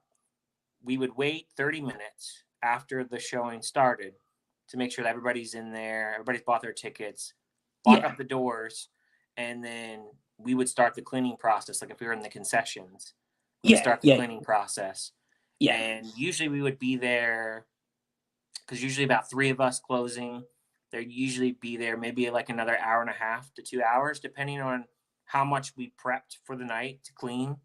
And then what we had left, because, you got to restock stuff, you got to clean dishes, all that kind of stuff. So it just depends.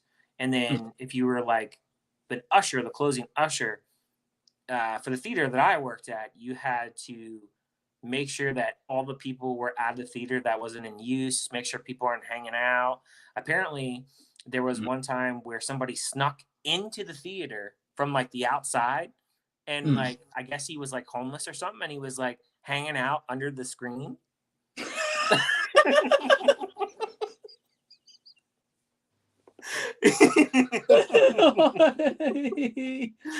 Oh man. Yeah, so we had to make sure. You also had to make sure like all the doors that were in the actual theater itself were like closed, locked shut, so nobody could like come in. Yeah. So that was a big deal. Like they were really big deal about that. And then I always had to, like I said, I always had to lift up, like there's like a skirt thing that like you just kind of lift up, like the curtains or whatever, like over the screen, and just check with a flashlight, make sure nobody's hiding under the screen. It was bizarre, but like apparently they had that problem. I don't know.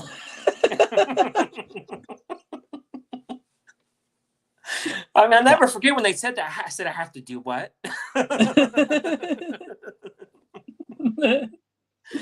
So you just think, wow, is that serious? Exactly. Yeah. And he was the manager that was there. He was telling me, he was like, yeah, it's a serious thing. Wow. It's nuts. Wow. But I agree, man, about Avengers Endgame and about what Nick's saying about Avengers as well. Yeah. Just that movie was so big, it brought people together. Everyone was just like waiting to see what was on the screen, really. So, Yeah. cool to see about what was like in China, though. That's awesome. Yeah, that is interesting experience too. I always like to learn about how it is over in the other countries and how their etiquette is, and just how the experience is, if it differs, if it's upgraded, if it's a little downgraded more than what we have. Just always curious. And then sound too. Always wonder about like the sound and audio and all that stuff, how it differs, kind of technology and all that. So always into knowing that. So that's cool to know. Yeah, definitely. Sin, an update on the coffee machine. She says they did get a new machine, but corporate never shipped them the new coffee. They just stopped selling it. What the hell? That is so stupid. Why would you get a new machine and not give them the coffee? I have no idea. So, Sin, have they still got that machine? And if they have, is it just pumping water at this point? I don't know what's going on. Yeah, I mean, they should put use to it for something. Right. Or put it in the break room for the employees to use, make their own coffee. They've probably got in a glass case with a sign on. This machine was never used. Man. Yeah, she just did bring up a point too. There was one theater that did do Starbucks, like the Frappuccinos. Okay. We used to have that, but they got rid of that at the theater I went to. And now they do milkshakes. Okay. So I was like, cool. okay, milkshakes. All right. I would love a milkshake going to the cinema. Yeah. I think I went there the other day because I was thinking, I was like, because I remember I hadn't gone to the theater in a while, that theater. And I was like, I remember they used to do Starbucks, but they don't do Starbucks anymore. Now they do milkshakes. I was like, okay. Interesting. Must be a big price difference between the two, though. I'm guessing to have Starbucks or just milkshakes. Oh, yeah, I'm sure. What's she saying? They ended up removing the machine from the counter, so I don't know where it is now. I hope they did find some use for it. Wow. It's probably in their storeroom, probably. Yeah, probably. Yeah. Probably in storage. Easton, are you guys interested? I think he meant in seeing Madam Webb and Marley. Oh, it's like Bob and Bob Heimer, Marley. I'm guessing. Oh, okay. Mad Marley, one. Madam Marley.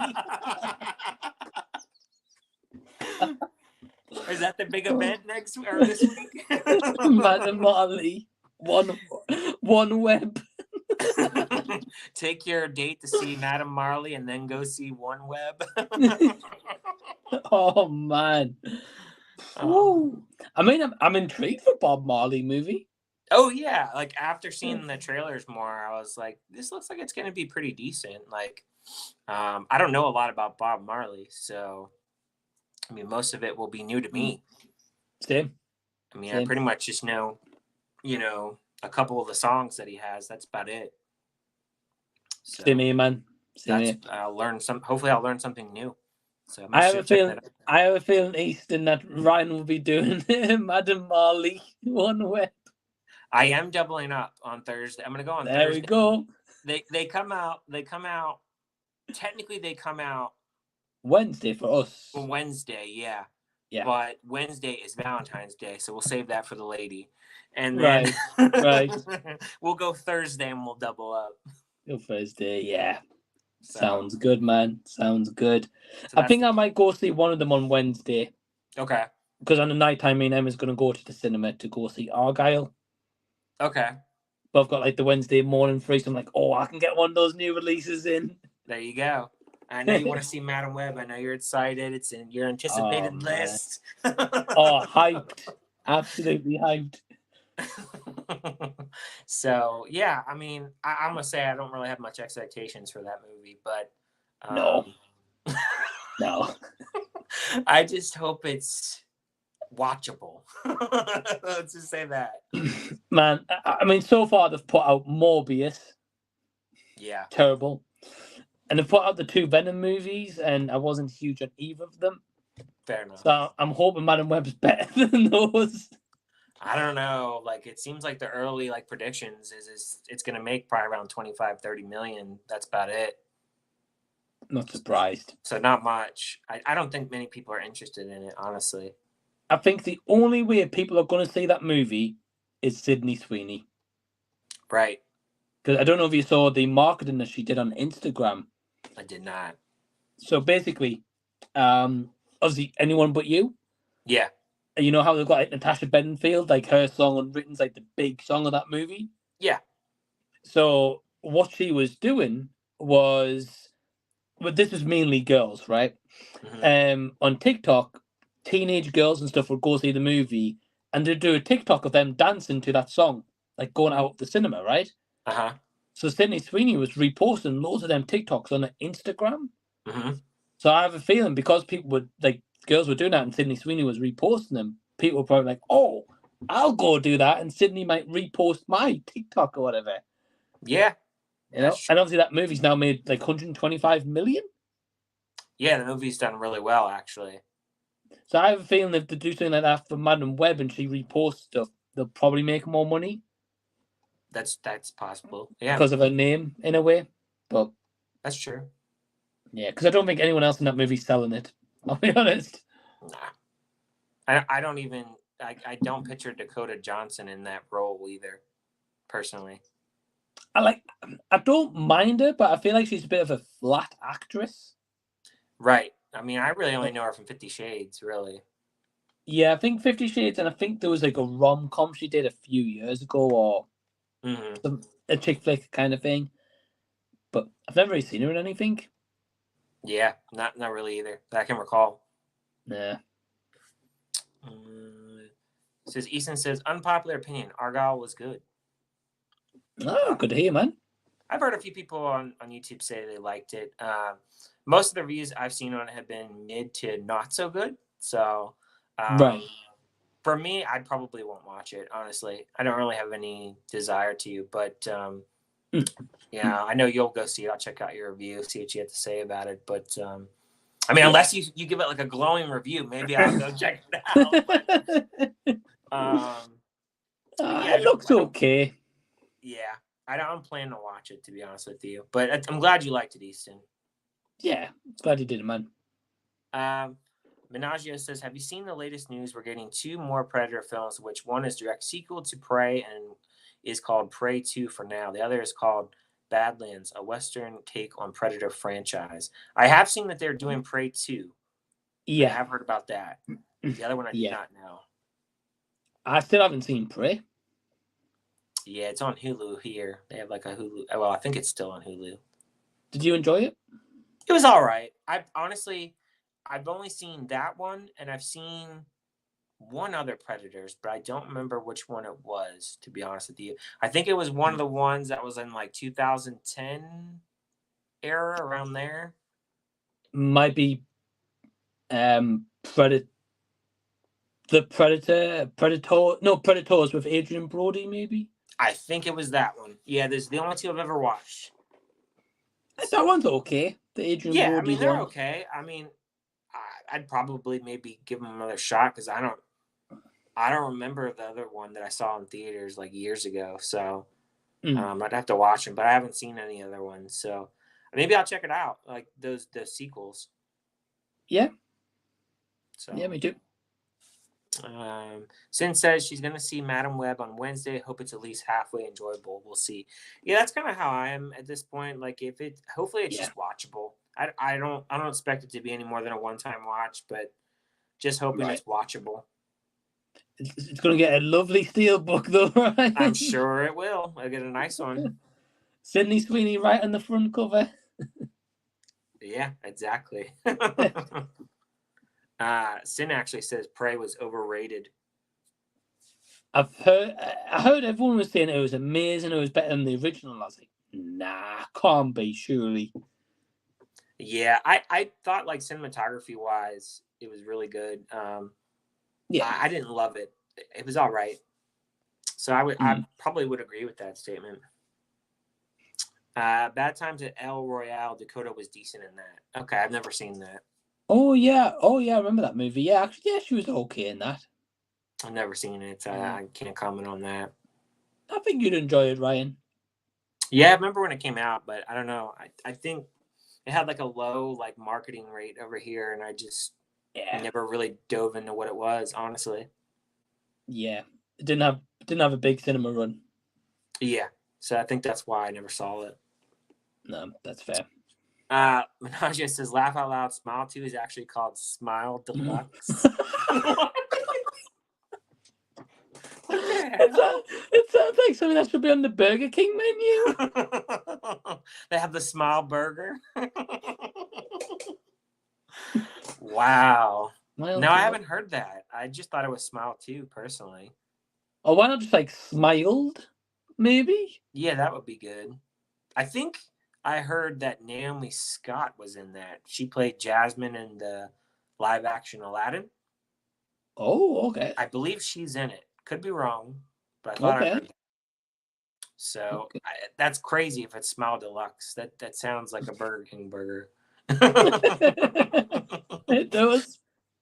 I don't know. Maybe Burger King's sponsoring it. I don't know. Maybe. Maybe. Oh man. Norton says I ordered Pizza Hut. That's my jam and wings from my local market. Sounds good, man. Enjoy them. Nice. Have a slice for me. I hope you enjoyed the game, Noran. Yeah, hopefully it's a competitive game and it's not like a blowout. It always sucks if you watch a game like that and it's like not a close game. Right. Because then it's like, Right. this is boring. And then you're just kind of watching for the commercials at that point. I have a feeling because of the whole, the Chiefs, Taylor Swift and stuff, the Chiefs will win. Probably. I have a feeling. That's what I'm thinking. And we'll not see Jason for a week. He'll be celebrating. Oh, man. He'll be popping champagne bottles and everything. That's true. Oh, man. Let's see. Easton says there should be a channel on TV where they play recent movies, and for commercials, it's movie trailers. That would be interesting. Yeah, I think it depends on if they were to do that, how long the movie trailers would be, though. And Yeah, if they kept playing the same trailers all the time, you eventually get sick of seeing the trailer. that's true. I mean, I have a page I follow on YouTube called Kino Check, Okay. and they post all the newest movie trailers. They'll have series trailers on there, and a lot of times I use them because personally, getting that notification and just seeing like what trailers are coming out, like that's how I heard a lot about like movies like Float and Marmalade and some of Okay. these smaller movies that you wouldn't have heard of. And then I look them up. I'm like, oh, I've never heard of this. Oh, this person's in this. When is this coming out? So I like to use that. So I would recommend Sure. Easton subscribing to Kino Check on YouTube, and they post stuff all the time. Like I feel like every couple days they got some kind of trailer on there, or like a series trailer or something. Are It's they great. are they the ones in the name that's like an arrow? It's like a K or something. Yeah, is it like shaped like instead of being like that, it's kind of like rounded?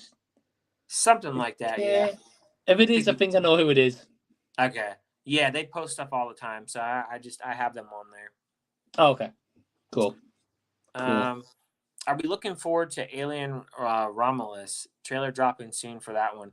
I've never seen any of the Alien movies, so I can't say that I'm hyped. Yeah, I've only seen a couple. I'm not really bothered. Yeah, so I don't know if I'll entertain that unless I watch the other ones. Mm-hmm. Same. Norn says, I'm predicting the 49ers by 10 for the victory. Well, I hope you're right. Oh.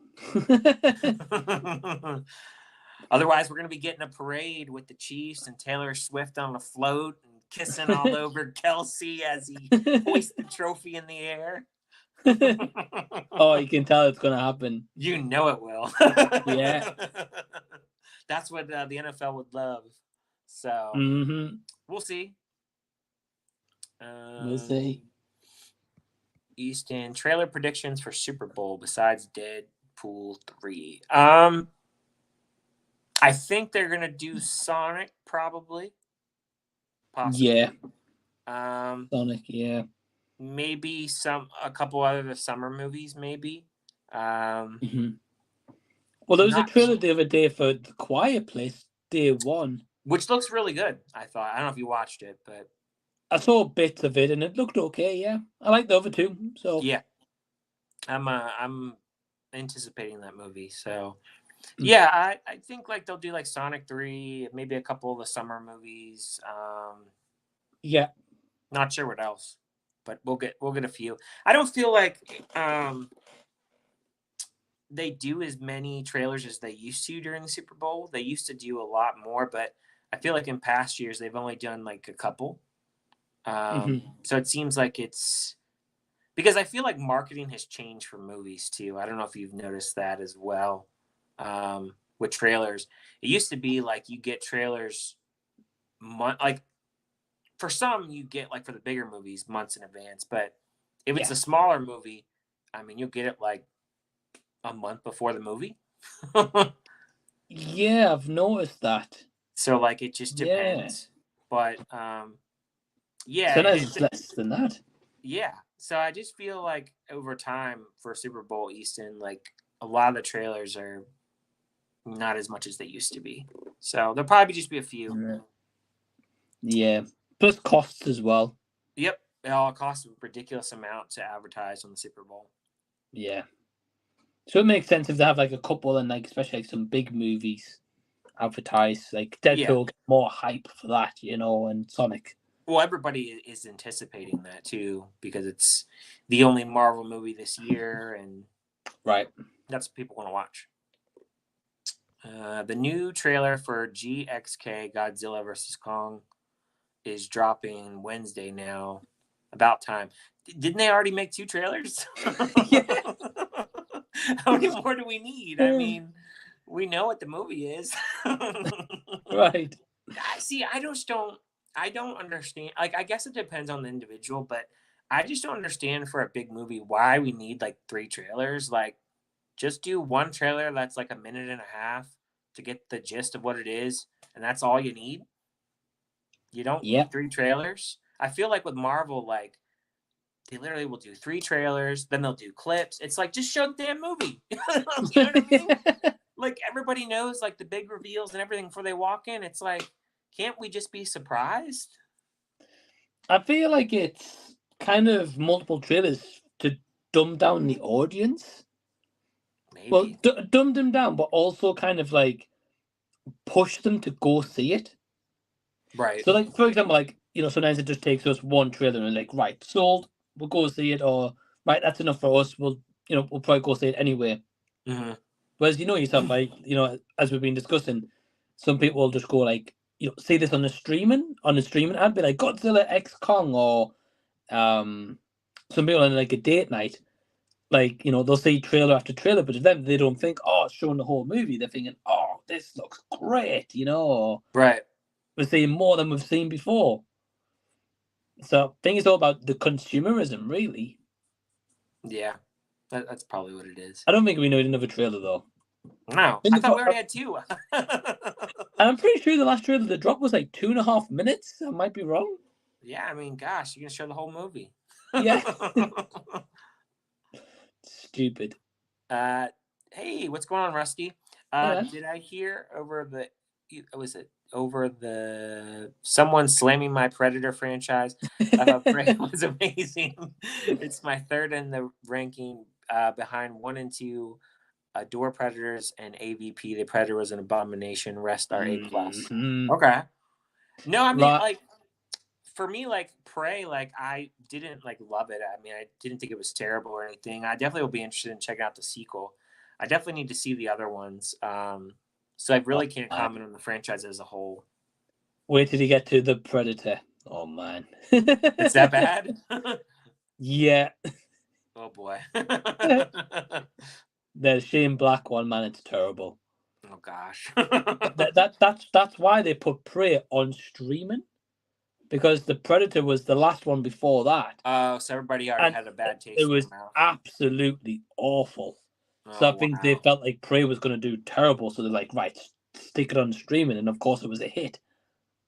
Yeah, I guess they'll be doing it on streaming again, unless they're giving it a theater release. I don't know. I don't know, because it got a steelbook, which I was a bit surprised by. Nice one. Yeah, I know. I was shocked. Very shocked. Money. And that steelbook's hard to find now. Like once it went, like it's gone. So it definitely sold well. I think it's because Disney released the steelbook. Yeah, which they never do. Right. So that makes sense. Nagia says the Super Bowl commercial just revealed Godzilla X Kong new trailer arrives on Wednesday. Sounds good. Cool. Sid says I don't like California, so I can't pull for the 49ers, but I don't like Taylor Swift and want to see her annoyed at her team losing, so I'm stuck on who to pull for. Won't be watching anyway. I'm not either, Sin. I don't care who wins. Nah, I'm not bothered. I'm sure I'll find out. My team was in. Right. I'm sure we'll find out either way. Easton says the Quiet Place movies suck. Interesting. Wow. That's a different opinion. I don't think I've heard anybody say they suck. Interesting. Same. Fair enough, though. To each their own. Yeah, definitely. Najee says, do you think Scream 7 will even see the day and light at all anymore? I don't think they should green light, if you know what I mean, as much as I was hyped for it. No point if you don't have the core 5. I don't know. I mean, I feel like people are, more upset about, them maybe having certain actors and actors not in anymore, but could they reboot it? I mean, they could. I just don't know. I mean, I feel like the interest would still be there. I think people would still be maybe not as excited to check it out, but again, it's a franchise they know and love. I feel like people would still go see it. Yeah, and I think it also depends on the people who just don't care about the controversy. Yeah, because there is people like that. Like some people just say there's like a date night, be like, "Oh, new Scream movie, yeah, we'll go see it," Yeah. Then you'll have people like us go see it because we're just intrigued at what they'll do. So. Yeah. Yeah, I know Rusty's making this comment. I know he already had a feeling about this, but he said Scream 7 will be just fine. No one really cares in the end about the controversy. I personally, I don't really get into the politics of the actors and actresses and what's going on with them, what was said. I mean,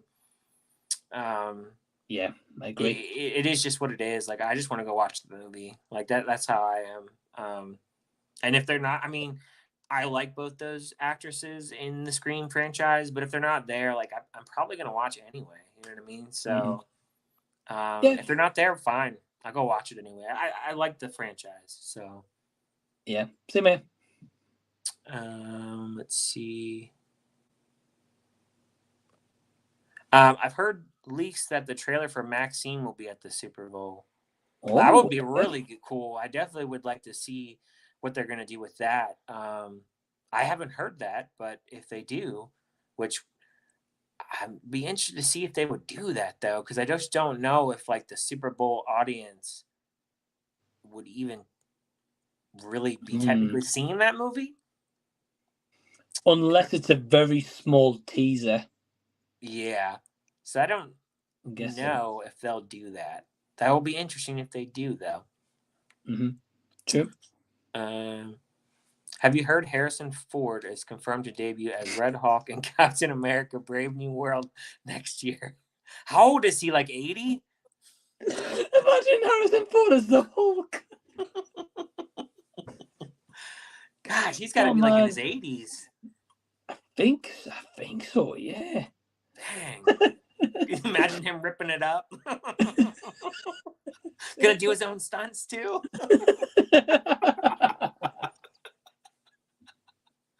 Oh man. What a stupid casting choice. That is dumb. Not like a young, fresh actor could do their own stunts and stuff. No.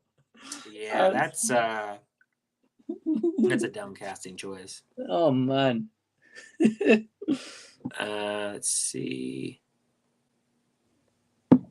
Jeez. Pedro Pascal is 95% confirmed to be playing Mr. Fantastic, and Vanessa Kirby supposedly been locked in for Sue Storm, Invisible Woman, according to heavy rumors. Cool. I like both those actor and actress. So yeah, I'm same game. Same yeah, here. bring it on if that's who they're picking. Yeah, wait and see. And then he also says, "Can you believe we're getting the next 4 Marvel films during 2025? Blade, yes, Fantastic I can. Four, Thunderbolts, Captain." Yeah, because honestly, I think they're trying to work on more of those movies to not, because like they pretty much shot themselves in the foot, like putting out way too much content. So I think it was kind of a reality check for them to just be like, all right, we need to kind of sit back here a little bit and work on our movies a little bit. So hopefully like the special effects and stuff will be better in those movies than what we've seen recently, where stuff is just kind of rushed and thrown together, and like it's almost like they think they can fool us. Just do a half-assed job. They'll eat it up. They'll go watch it. Yeah. So it's not working anymore. So y'all get your act together and stop half-assing movies. But man, have you not noticed that? Like they're like this year, they're like, oh, we'll just give the guys Deadpool, right? So everyone's like, oh, great. Obviously, they had Echo TV show Deadpool. Yeah. I don't know if they've got another TV show, probably. I'm sure. But then next year they're back to normal 4 movies. There you go. Yeah, and honestly, it's going to be interesting how that all lines up, because one, Fantastic Four, how that's going to be perceived, because the last one was terrible, if you remember. I haven't seen it, but I've heard. Oh, okay. Well, it was terrible. I don't know nothing about the Thunderbolts.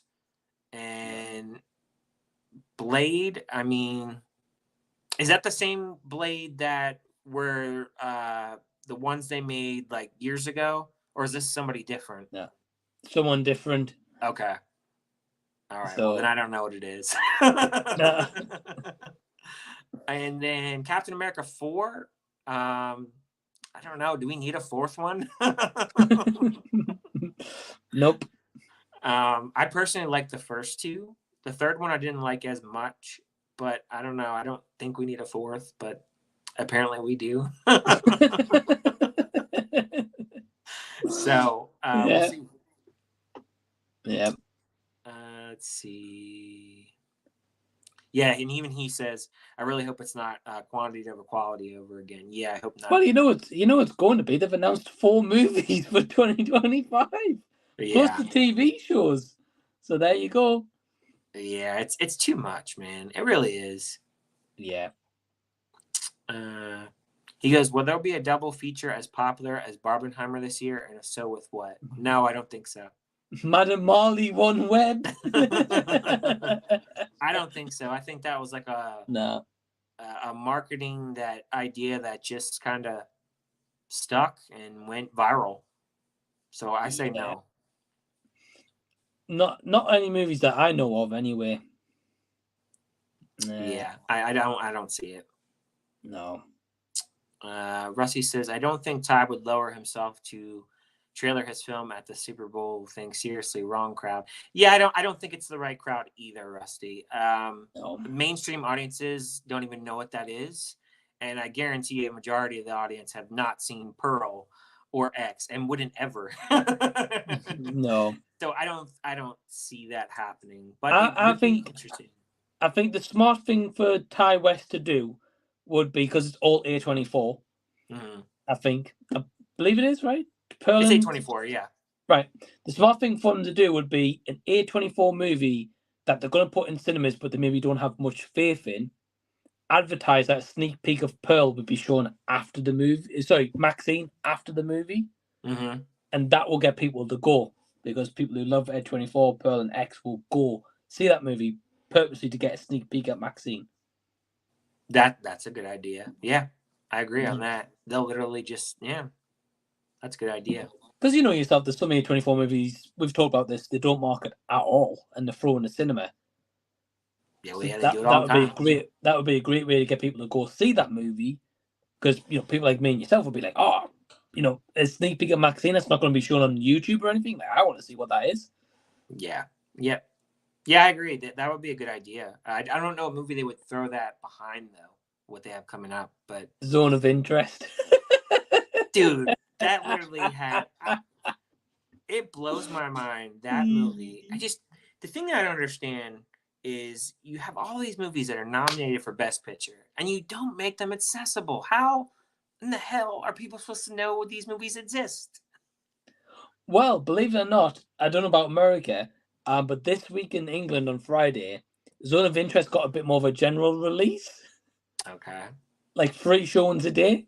Woo! One at 10 o'clock in the morning, one at 12, and one at 7. Yeah. At 10 o'clock in the morning, what else better to do than watch the concentration camp? See, that's what happens though with these movies. It's what they do. Stupid, man. It really is dumb. I mean, like I said, I have about 12 theaters near me. One theater is showing that movie. That's it. That's ridiculous. It is ridiculous. A movie that's a Best Picture nominee, and no one's going to know about that movie when they go to watch the show. Right. When they do the awards, they're going to go, "What's that? Never heard of it." So yeah. So yeah. Sounds about right. I can't wait to see Lewis Pullman portray Sentry, the anti-hero, and Thunderbolts film. I don't know who Lewis Pullman is. No idea. No idea who he is, but sounds good, man. Yeah. Before you know it, we'll be reaching Avengers, Kong Dynasty, and Secret Wars. Oh, man, that's down the road. I can definitely wait for those. Definitely not going to be Avengers Endgame, that's for sure. No, definitely not. And we got Anthony in the house. What's up, fellas? The horror YouTuber of the month. Congratulations, buddy. Congrats, man. Yeah, great honor as well. Thanks for tuning in. Easton says, have you heard of Drive-Away Dolls? It looks all right. Yes, I will be seeing that. No. It's got Margaret, is it Qualley? Qualley, yeah, okay. Qualley, she's in it, and I can't remember who else. Beanie Feldman, who is Jonah Hill's cousin, I believe. She was in the movie Booksmart. Did you ever see Booksmart? I did, but I don't remember much of it. Okay. She was in that, and there was somebody else in that movie. I don't know. All I know is it's a very short movie. I saw the runtime is only like 84 minutes, so I don't expect a ton from it, but I'm going to go see it. That weekend's kind of a weird weekend because we have that coming out that weekend. We have a religious movie that my mom wants to see, so I guess I'm going to check it out, called Ordinary Angels with Hilary Swank. Oh, yeah, I saw a kind of teaser of that, yeah. Yeah, and my mom wants to watch that, so I guess I'll review it and check it out. Why not? We get a horror movie called Stop Motion, which I don't know if you've heard of that. Nope. It's an IFC film, which I'm interested in checking that out, called Stop Motion. Okay. Is it going to be like handheld kind of thing? No, I think okay. her job is like an animator or something, and like someone's stalking her or something like that. I think it's something like that. I'd have to relook at the plot, but I just saw that was a random movie coming, and I was like, oh, it's a horror movie. I'll definitely go check it out. So, cool. So yeah, some small movies like that. I love that. Yeah, so, me too. Sounds good. Superman Legacy and Avatar 3 in 2025. What is your thoughts on these two? Avatar 3, I definitely will be there day one. I love the Avatar movies. Yeah, same.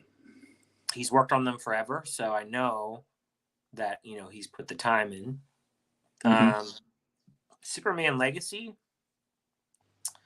I don't know. I think they're not doing his origin story anymore. I think they've scrapped doing that. I think this is. I don't know what it'll be about, but I mean, I'll probably go see it. I don't know who Superman is, but I don't know the actor who they cast, but I'll go check it out. I'll check it out. Give it a chance. Yeah, I don't think they need an origin. I think we know the origin of Superman by now. I think they're gonna stop it. I think they said they're stopping to do that. Yeah, we don't need it. I really hope we get Beyond the Spider-Verse next year. When do you think the earliest we can get it? Your guess is as good as ours at this point. Yeah, I don't know. I still haven't seen the second one. I know you done the first one though. Nah, so I'm no rush. I'll let you guys see it. Have fun. That's fair. Sin says Lewis Pullman is Bill Pullman's son. He played in Top Maverick as Bob. Oh, okay. Fair enough. Don't know if his son's any good, but okay. Rusty says that's what's happened in the past, where people get upset at Oscar winners because they have no clue what the films were. Yeah, like seriously, like that definitely has to drive you nuts if you don't know what it is. Yeah, I mean, like they've done a good job with like Maestro, for example. For people who may have not known what that movie is, they've put it on Netflix. Yeah, like the Netflix movie or whatever. Mm-hmm. So how many people is going to go have Netflix and be like, oh, an Oscar nominee on Netflix? Great, let's put that on. Yeah, there's just a lot of the films that they haven't done a good job with theater releases. Like, obviously American Fiction, Zone of Interest, and even Anatomy of a Fall. I don't even, if we got a theater release for that, it must have been in there for like a week because I never saw it pop up. Same. Don't know if many people know about that one. I missed it, so I didn't get a chance. Let's see. Since you go to Regal, have you gone to any of the mystery movies? No, because they're always on Monday nights, and the Regal is in the opposite, like, end of the city, like north. So it would mean I'd have to burn extra gas, so I don't go. That's understandable. Yeah, I'll just see it when it comes out. Yeah, that's fair. Because it's not like you get a discount anyway. I think you still got to pay the same price, I believe, anyway, for it. And, oh, wow. So, yeah. No, I never gone to any of them. I probably won't unless I'm just up there on a Monday, just because I work from home on Monday, so it just would be burning gas. Yeah, that's understandable. And Najia says, you guys looking all small deluxe. Bless you guys, man. I love you guys. Well, thank you, Najio. We appreciate it. Look at all smile deluxe. Well, can we get that burger in tonight? Oh, and Sin says it's a discount, the mystery movies, $5. Okay. Well, that's not bad. But I still would have to pay money for fuel. Which, again, like when I go to that theater, I go like after work and I'm already up there, so I'm not paying extra for fuel. So that's why I'm saying it's extra for fuel. It makes sense. Makes sense, man. Let's see. Says Menagerie says, love you guys, man. You really do have a great sense of humor, and the two of you just bounce off one another. Great chemistry, both compliment each other. Thanks, man. Yeah, we talked about this before, like on our, like how we chat and everything, and in general, I definitely agree with that statement. Yeah, we get on like a house on fire. It's all good. Or we get on like Smile Deluxe, whatever you want to. Apparently. I want to see a Smile Deluxe burger. Yeah, man. Imagine The Rock as Maui and Moana 2 live action next year. Geez, why, man? All these false marketing promotion. Look how that turned out for Black Adam. Bringing back Superman was unnecessary. Yeah, I believe they're doing a Moana 2 and a live action Moana. Yeah. So we get Moana 2 in December, and I don't know if I guess the live action Moana's next year, I'm assuming. I think so. Oh man, that's too early to be doing that already. I feel like this Moana sequel kind of just come out of like nowhere. Yeah. Like, I haven't heard any talk. I don't think I even heard an announcement that they were making a sequel. Mm. And I think, I mean, I could be wrong, dude. I don't know if you have, but until that teaser the other day, I didn't even know they were making a sequel to Moana, just a live action. No, I only knew a live action as well. No clue they were doing a second. I don't know what the story will be, but okay. Hopefully it's good. but as for The Rock in the live action, he's gonna have to have one bad wig. I have to say that. Yeah. Yeah. Yeah. Because he's got no hair. Unless he's planning to grow hair. Right. We'll see. Sin says I have Regal Limited, so I'd pay $0. Yeah. The reason I don't get Regal Unlimited, Sin, is because all the Regals have closed in my area except for the one. And I always tell Mike, the Regal that I go to, it's like a ghost town. When you go in there, it's so sad. There's like nobody there. The parking lot, like there's like 15, 20 cars. And I swear they're going to close one day. So I'm always worried that I'll sign up for that. And then they're like, oh, by the way, we're closing tomorrow. So, because I honestly don't think they're going to be around because they're doing nothing to fix up the theater. There's a lot of stuff that's like broken at the theater. They used to have like the screen boards where it shows you like the movies and stuff. They're broken and the company went out of business. So they just like covered it up with like a sign. And they did the same thing. Like, you know how outside the theaters, they have a screen and they'll say theater 5 and it'll say like whatever the movie is and the time. Yeah. All those broke as well. So they just put a bunch of signs. Wow. Yeah. So those are all broken. And then they have a lot of broken seats and it's kind of banged up, to be honest with you. So I'm worried they're going to close one day. So I just don't pay it. Well, I mean, when they've done that, Ryan, it sounds like they're going to close, unless they're going to announce a major revamp. But well, the thing is, when COVID was about to hit, they were going to do this thing called Screen X, which I think you guys have over there, right? Yeah. They announced that like 4 years ago, and it's 4 years now, and they've done nothing. So if it's in 4 years and they haven't done anything, I don't think it's happening. Yeah. I don't think so. Yeah, that's my reasoning. Yeah, it's a shame. Shame, because I'm sure Ryan would love to cinema pass and not have to pay every time he goes to see a particular movie. Yeah, like what she's saying, for $19 a month. Yeah, it's a good price. I would get it, but I'm just afraid to death that they're going to close because I'm telling you, go in there and it's real sad. I mean, they like know me when I come in. That membership, Ryan, for Regal, do you just pay that monthly or do you have to take that out for a year package? You pay that monthly. Okay, if it's monthly, it might be worth doing. Yeah. Because at least if they do close down, you can cancel it. Yeah, I've heard the cancellation's a pain in the ass. That's why I've been kind of weary about it. And the other thing is I don't always go there. Yeah, don't sign up then. Because they don't get every movie. So I just kind of go like to different theaters. That's the only reason why. Yeah, that's fair. Don't sign up. Did you hear about Poor Things making 8? I think he's saying 80 million. Yes, 80 million. I did hear about that. I reposted it on Twitter. Well, I mean, what was the budget for it? Ooh, let me look because I don't know. I mean, because with how like good cinematography and picture-wise, it looks great. Let me see. And of course, Emma Stone, Mark Ruffalo, Willem Dafoe. I can't imagine they were cheap to sign on. Oh, okay. So it was 35 million. But maybe say marketing, maybe about, because it wasn't as heavy as like say Deadpool's going to be marketing wise.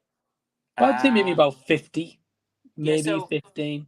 Yeah, I was going to say probably for breaking even, it probably needed to make around about 70. So it's probably now a bit more cruising. Yeah. It's cruising a little bit, making a little more. And then also after the Oscars, it'll make more because it's going to win.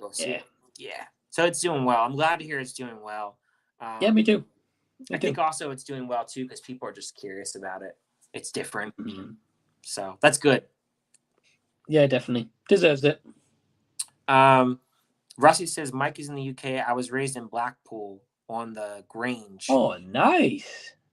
Nice, man. It's about maybe, well, I'm in Durham, Rusty, so about 2.5 hours, maybe. Yeah, I think he's in Florida now because I remember him in his videos. He mentions he's in Florida, but I don't think he's Right. anywhere near me though. I don't Oh, think. that's a shame. Because I think he's further. If I remember, I think he's towards the Panhandle, but I could be wrong. He could be down south, but I know he's not near me. I know that. Oh, okay. Okay, that's cool though. Menage says, "Yeah, Ryan stop motion is one I'm definitely going to check out. Looks really good, that trailer. Yeah, I like the trailer for it too. Awesome. Hope you enjoy. I find it hilarious that Transformers and G.I. Joe are crossing over. I mean, I get they're under Hasbro, but still cracks me up. Then in the case, we really shouldn't be surprised when we get Godzilla X Pacific." Yeah, I don't know. Honestly, I didn't watch the last Transformers. I'm kind of transformed out, to be honest. And I didn't even know that. So yeah.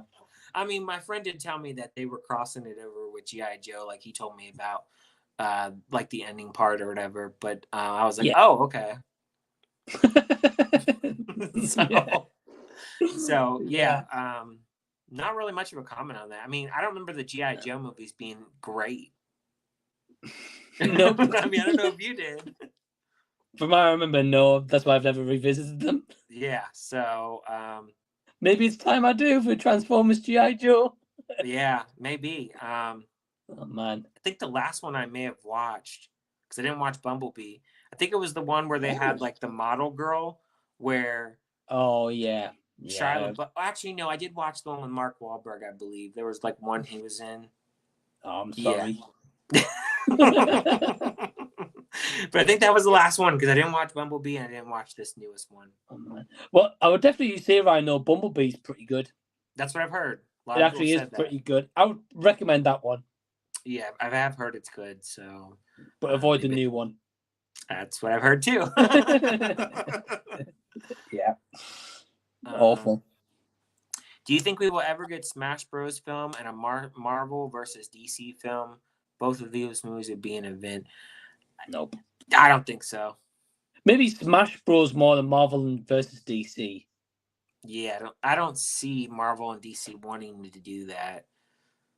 Plus, if you did a Marvel versus DC, which of those studios are going to say, yeah, you beat our superheroes and make them look terrible?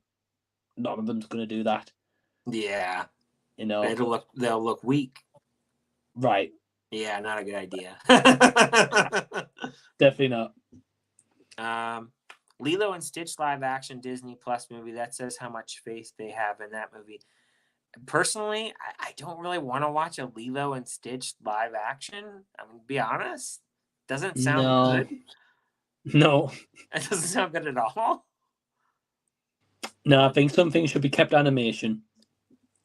And it's been a while since that movie came out. When did that movie even come out? Like 2000? 2000s, right? Yeah, early 2000s. Like, in that era, yeah, 2000, between 2000 and 2010. Yeah, that's too long. Too long of a wait. Yeah, and who's asking for this live action? I guess because it's just familiar. I guess. Yeah, I forgot to sign that petition going around. Early 2025 BP predictions. Best Picture, I'm guessing. Best Picture? I have no clue.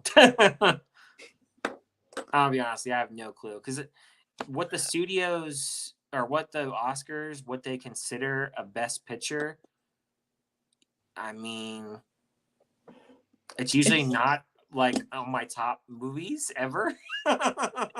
It's weird because, like, I mean, we've both seen American Fiction, and this is not a spoiler for anyone who's not seen it.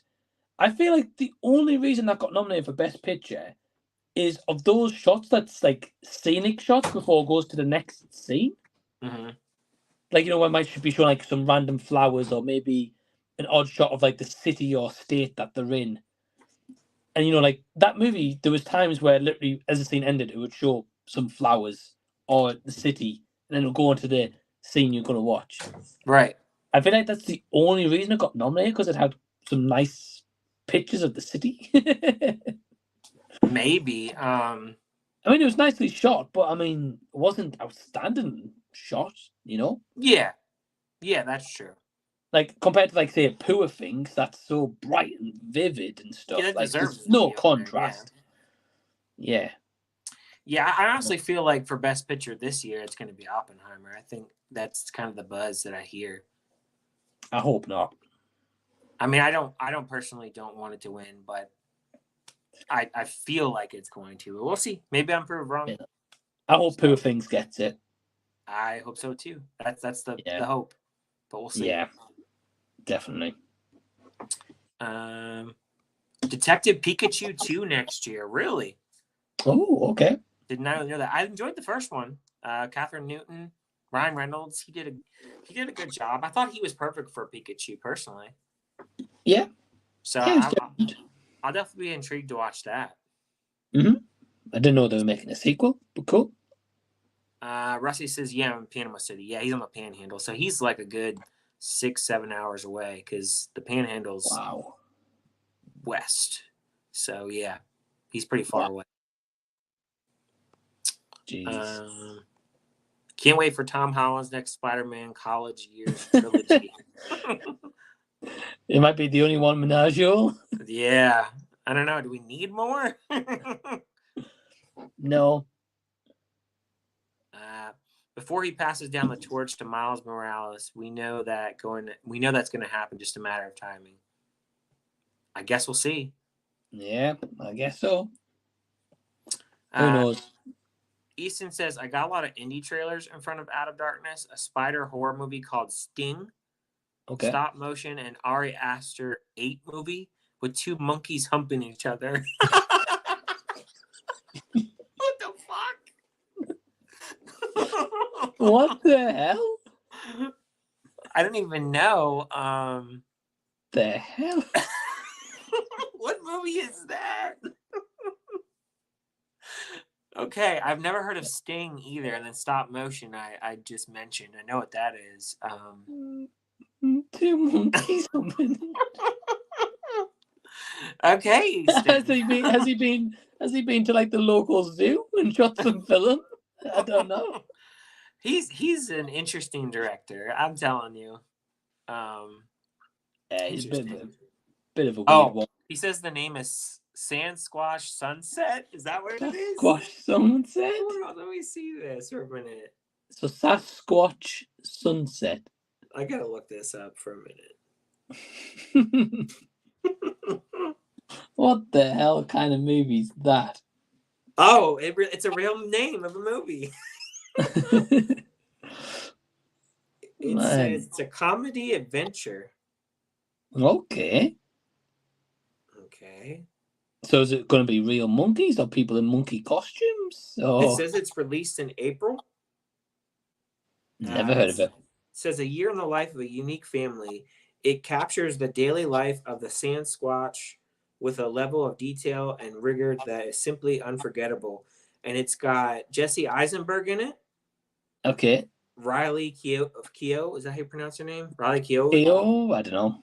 Something like that. I know who you're talking about. And I don't know the rest. So just them two.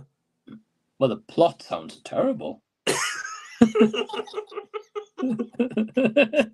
And it's directed by David Zellner, which I don't know any of these movies he's directed. And apparently it's 2 directors, him.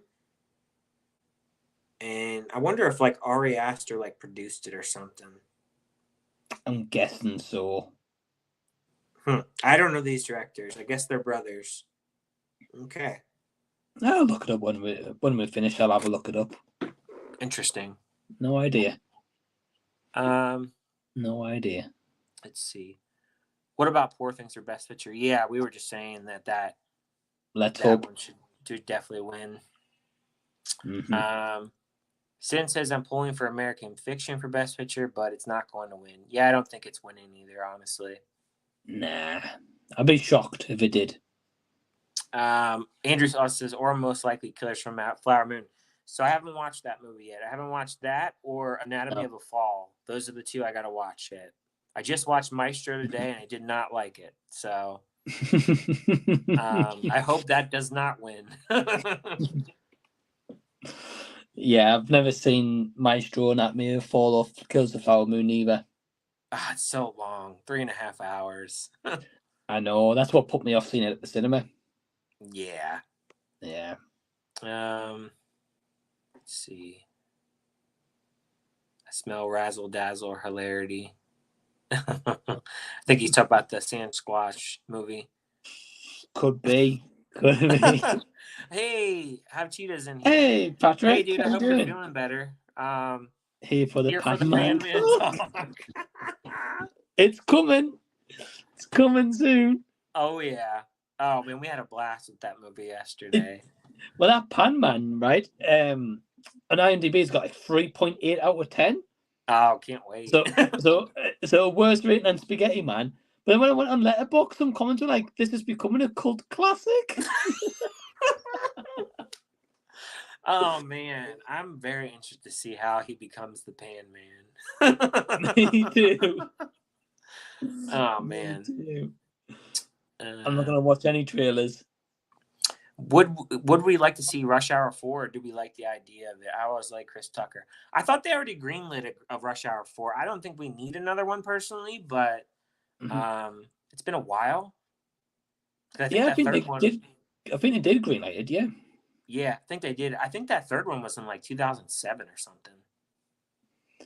Yeah, I'm with you, Ryan. Yeah, I think it's good enough as a trilogy. I mean, if they made a fourth one, I'll be there, but don't mean to need it. No. Especially as Jackie Chan's older now, is he going to still be able to do all of his own stunts and stuff again? No, I don't think so. Yeah, so it'll be kind of redundant in a way. I don't think they should make it, but obviously they are. They don't care what we think. Yeah, true. The trailers for Sting and Sasquatch are theater exclusives. Calling it now. SS will be the best movie of the year. Oh, man. That's going to be interesting. Man. I mean, I'd be shocked if it is. Yeah. Mm-hmm. Oh, man. I feel like, correct me if I'm wrong, but Chris Tucker didn't go on to do much after Rush Hour films. No, he didn't. No. From what I've heard, I might be wrong, Ryan. I don't know if you've heard this as well, but I've heard with Chris Tucker, he's quite picky about what movies he stars in. Mm-hmm. He doesn't just take anything. Like some actors just take anything. I think he's a bit more selective on what he does. Probably. Yeah. That could be true. But I mean, he does stand up as well, so he probably doesn't need to go into movies all the time. Nah. I mean, he was good in Air. Yeah, I really liked him in there. Yeah. Yeah. So I was fine with that. Mm-hmm. Have Cheetah says Spaghetti Man was entertaining. Yeah, it was.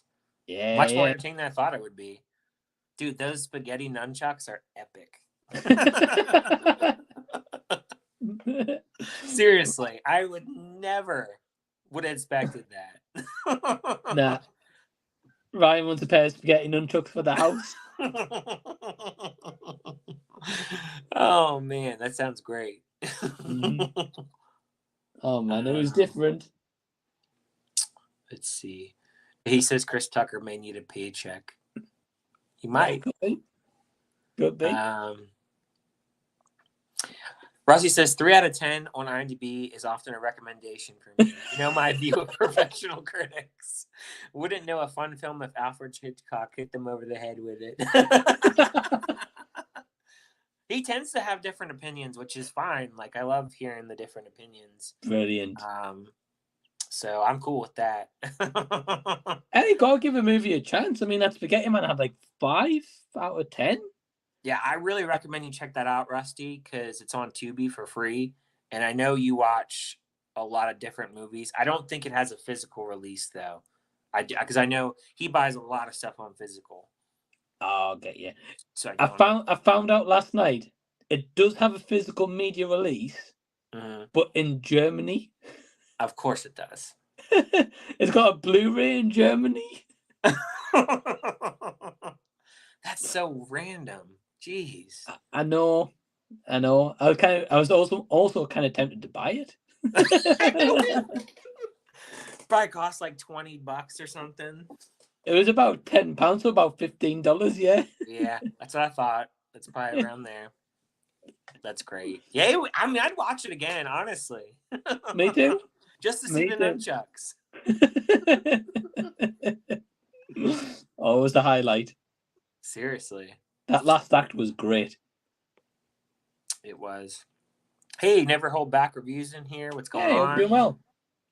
What films are you looking forward to in 2024? I'm looking forward to Quiet Place, Nosferatu, probably anything horror. I'll go check out. Trying to think. Inside Out 2. For me, probably Joker 2. I'll throw that in the mix as well. Yeah, that one was on my list as well. Yeah, I mean, I'm always excited to see whatever. You know, I mean, I go watch whatever pretty much. So, right. Andrew said, I just remember when I went to see Argyle, there was a trailer for a movie like RRR called Monkey Man, produced by Jordan Peele. Yeah, it does look wild, and it does. It looks visually pretty cool. Definitely has that like kind of like John Wick vibe to it, I guess. Yeah, I think it's Dev Patel. I think directing that one as well. Yeah, which he was in The Green Knight. I didn't see that, but I know of Dev Patel. He's a great actor. Yeah, so I'm looking forward to that one. It looks like it would be good. Yeah, for sure. I'm intrigued. 2 movies that were disrespected at the Oscars were Air and Priscilla. I liked Air. Priscilla I thought was okay. Didn't get a chance to see Priscilla. Yeah, I know this week it comes out on physical here. Oh, okay. Okay. Yeah, they they're doing like their normal standard Blu-ray. Nothing special with it. Sounds about right. It's weird how A24 picks and chooses their special editions. Like for instance, Priscilla, you would think that would get a special edition because like Elvis is like big and everything like that, and like people would be willing to buy that. But instead, they make a special edition for a movie like Showing Up last year that nobody watched, and it wasn't in a theater. It's like, why does that get a special edition, but Priscilla gets a regular Blu-ray? I have a feeling though Priscilla will get the regular Blu-ray, but I think down the line maybe like Criterion will give it a fancy release. That's true. A movie kind of like that, I would think would get that kind of treatment. Yeah, that's true. Yeah, that makes sense. And Showing Up gets a really nice release. And you guys are killing on the comments. Thank you. Yeah, thank you guys for watching along. Wow. Remember Chris Tucker in Rock My World, Michael Jackson video, and the dialogue before the track starts always get me.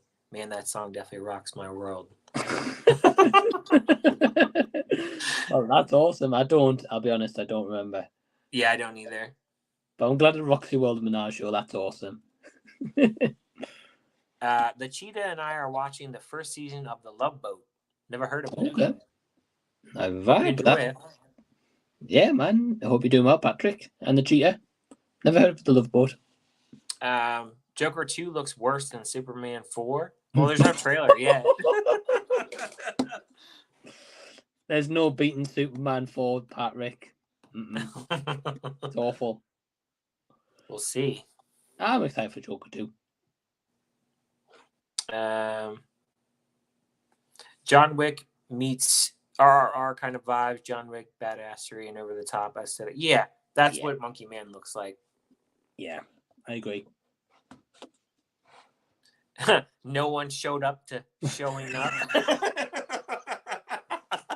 They didn't show because it didn't even show up to my theater.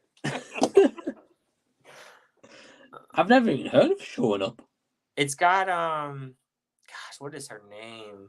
I forgot now, but it wasn't a good movie, so it doesn't matter. You don't need to hear it. Just don't show up. Just don't show up. I won't. Wow. Oh man. Here we go. I'm most excited for Winnie the Pooh 2. So I guess it may be a hot take for him, but he loved the first one. Wow. He bought this nice steel book. It was, I think I remember he gave it pretty good praise, and he bought the steel book and everything. So, which the steel book is nice. I will say it is nice. And then it's weird because Scream Factory is now doing our standalone Blu-ray for it as well. So The most random thing, like, Wow. because they released the Steelbook at Walmart, which is Blu-ray, and then they did the DVD, but they didn't release a standalone Blu-ray for it. Now they are. Don't get that. I mean, hey, Rusty, I'm glad you enjoyed it, man. I think if you watch it with friends, it's probably a lot more fun. That kind of movie. Probably so, because you can at least like laugh at it. And well, did you see the trailer? Did you see the trailer for the new one? The new one, it does look. They definitely have more budget with that one. I was about to say, yeah, the budget looks way more increased. I just don't know when it comes out. I don't think they've said. It was supposed to come out this month, and then I thought they said it's coming out next month, but I haven't seen like a true release date for it yet. I would love if that got a Super Bowl trailer. Winnie the Pooh, Blood and Honey. Oh yeah, scare all the little kids watching the Super Bowl or something. Yeah. What's this? Winnie the Pooh, Blood and Honey. That would be funny. That would be great. The only good thing I will say about Joker is its otherworld story. I'm surprised you don't like Joker, Patrick. I'll be honest. That's interesting. I thought you would like that movie, but I've obviously always enjoyed it. Yeah. That's fair, Patrick. Everyone's different. And then he also said The Love Boat is a 70s comedy TV show that ran for 10 years. Okay. That's why I haven't heard of it. Yeah, same. But that's cool, Patrick. All good. It says on IMDb that Blood and Honey 2 releases on Wednesday in the UK. Surely not. Like, I've heard nothing about a release for that. So surely they're not just going to randomly drop it on a Wednesday. They probably haven't updated that, I bet. I mean, I guess it's the perfect Valentine's Day movie, so that makes sense. Well, I think that was the original date, was the 14th. But I thought it moved to March. So I don't know. I haven't heard anymore. I don't think it's I mean, to be honest, with Bob Marley and Madam Web, I don't think it would be a good day to release that movie. No, definitely not. Definitely not. Just watched The Iron Claw and loved it. Awesome. Have you guys seen it? And if not, I decided to watch it. I have not watched it yet, but it's coming out VOD this week. So I probably will end up watching it at home. Awesome. Well, yeah, glad you liked it, man. Yeah, I think I'm going to see it tomorrow, Ryan, I think. Okay. So, I'm excited for it. I've heard really good things, so yeah, definitely intrigued. Yeah, everybody said it's good. I think even Elliot gave it a good review. So, if he gave it a good review. Okay. Yeah. It's got to be decent. Yeah, so I'm intrigued, but I'm glad you enjoyed it. Let's see. Winnie the Pooh is basically the Tigger movie, but in a horror live action approach. The new one probably is, yeah. Probably. If you haven't already, guys, if you're watching, like the stream as well. And yeah, definitely. You guys are killing it on comments, man. Like, we got talking about streaming and we just got Comment Central. Yeah, I appreciate it, guys. Yeah, thanks, guys. I'm pretty fair. I like the indie stuff as well as high budget, so I never really judge by what the mob does regarding films. Yeah, I remember you're not really into what the mainstream audience says. Like, you want to see it for yourself, which is fine. I mean, there's nothing wrong with that. No, it's great. It's a bit different, yeah. And I'm always for hearing people's different takes on why they like something if I don't like it. So, that's fine with me. Yeah, I agree. I always watch a lot of bad movies, Rusty, so I understand. Yeah, like Meth Gator or whatever that movie is. Yeah, Tap the Meth Gator, coming soon. That's going to be interesting. Did Louisa Warren produce the new Blood and Honey movie? If so, run. I have no idea if she did. But I'll be watching it regardless. Mufasa Lion King prequel this year. Yeah, I probably am not going to see that. Recently, I rewatched the Lion King live action, and I was just like, yeah, this is kind of bad, to be honest. I mean, I watched it, I think, at the end of last year, and I was like, this is not good. So I don't think I'll watch it. I saw it in the cinema, and again, I remember it being okay, but never rushed to rewatch it. So, not intrigued. I just loved the original a lot growing up, so. Yeah, a lot of people do. Mike, did you ever watch any Avengers yet? Steed and Miss Peel. I haven't, Patrick. No, I've just been busy, man. Just working. I'm watching Spaghetti Man, so no. I'll get to it though. They're doing a horror Teletubbies film along Peter Pan, Bambi, Pinocchio. Yeah, I heard about all these. I think out of these, I'm interested to see how the hell they're going to make a horror movie with Bambi. Peter Pan, I can see, because they can make Peter Pan evil. Pinocchio, I mean, he can be a real boy and be evil. Teletubbies is easy to make evil, but how do they make Bambi evil? Surely with Bambi, it's got to be where in the original, obviously, animation, where the hunters kill the mom. Surely Bambi's got to see that and then want revenge on the hunters. That would be cool. That would make them probably the most sense. I guess we'll see. Yeah. Who knows? Let's see. I'm also hot for Quiet Place 3, Imaginary, You'll Never Find Me, Godzilla, Kong, Abigail, Infested, and Cuckoo. So I have wide taste. Yeah. Let's go. Yeah. I probably see most of those that you have listed there. So. Yeah. Well, You'll Never Find Me. Is that the Shudder movie? I believe so. Yeah. Well, me and Ryan's we got a screener for that, so we'll be reviewing that. Sure. And then there's other ones we'll see as well. Nice. Some good choices there. I just, as I was sitting here, got a notification that The Fall Guy is going to be one of the Super Bowl trailers. The Fall Guy? Oh, right. The Ryan. So if anybody's watching, they're wondering, that's going to be one of the Super Bowl trailers. Oh, okay. Cool. Talk to Me was okay. Yeah. I didn't love it as everybody else, but I liked it enough, and I know they're making a sequel. So same boat as you. Like, I'd watch it again. Yeah, I picked it up.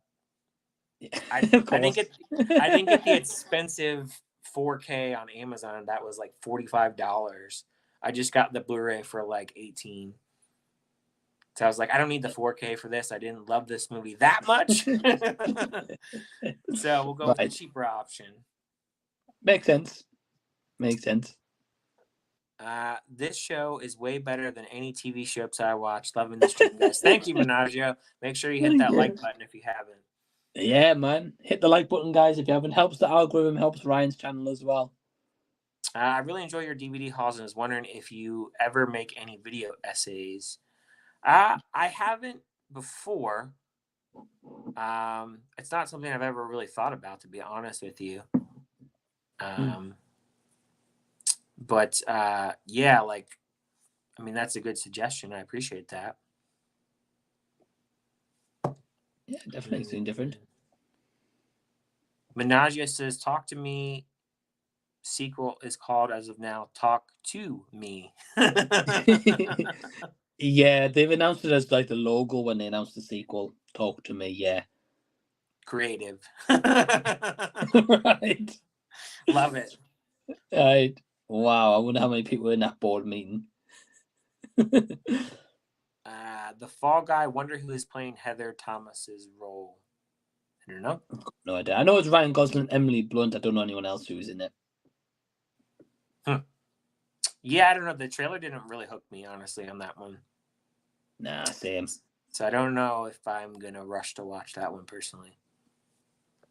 Nah, I'll check it out, but...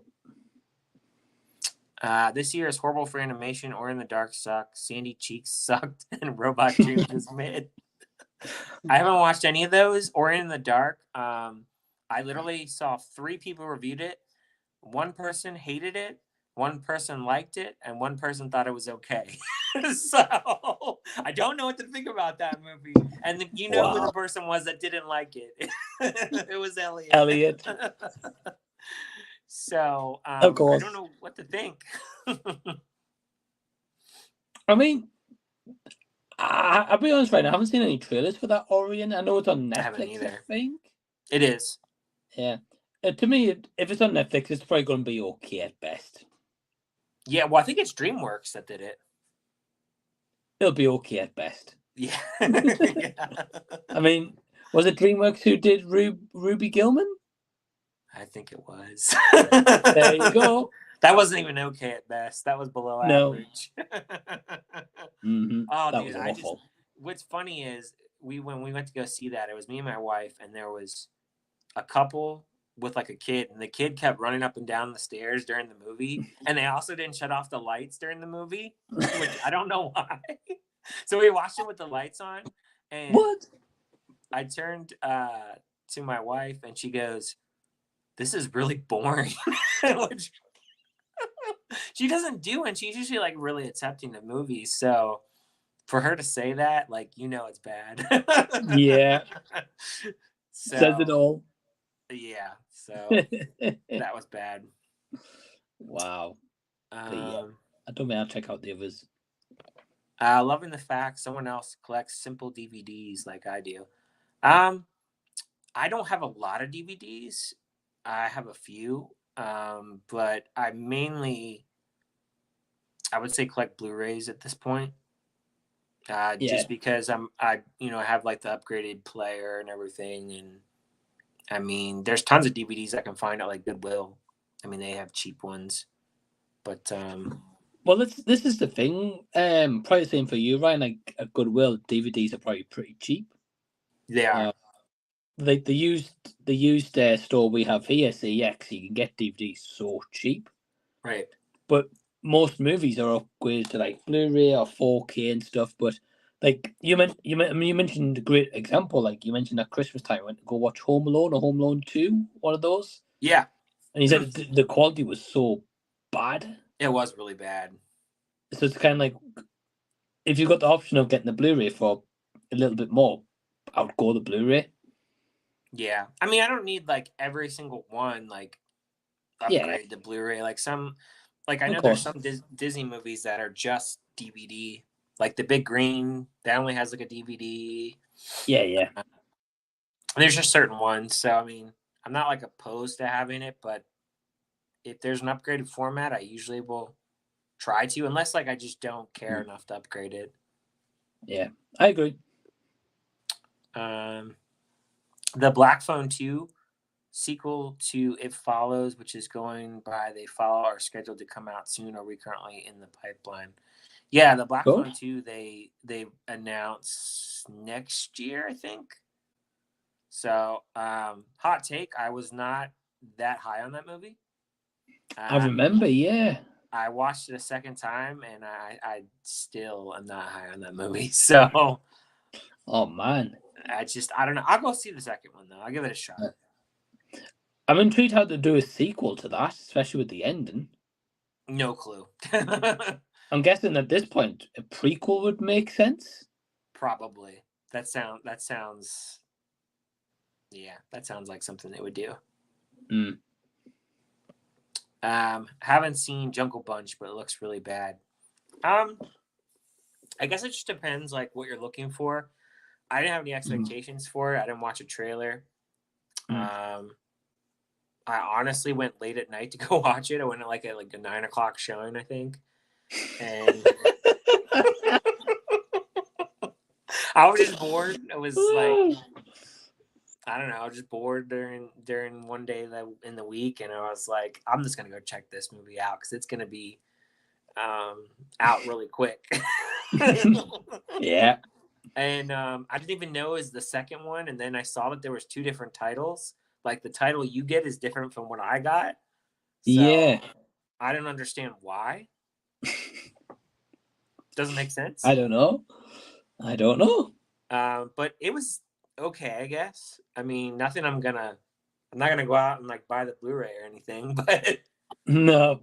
I'm glad I got to experience it once. Hey, you still paid money to support it, Ryan. That's cool. Yeah. Yeah. I forgot Ruby Gilman was a thing. It was horrible. Oh, tragic. Oh, we got another legend. Jason, what's going on? Yo, Jason, my man, how you doing? Menagio says, go Power Rangers to Jason.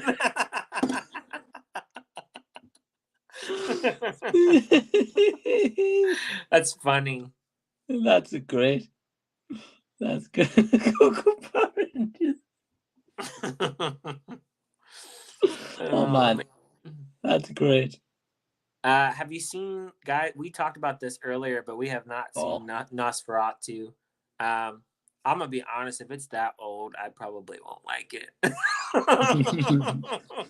because it probably doesn't have any like music or anything, and it's probably got that crackling sound and everything like that. And it's just, I don't know. I can't get into stuff like that. I mean, I get it. Like, I'm appreciative of where we came and everything, but I don't know if it'll do anything for me, because I tried to watch the old Dracula and I was just like bored as hell watching that.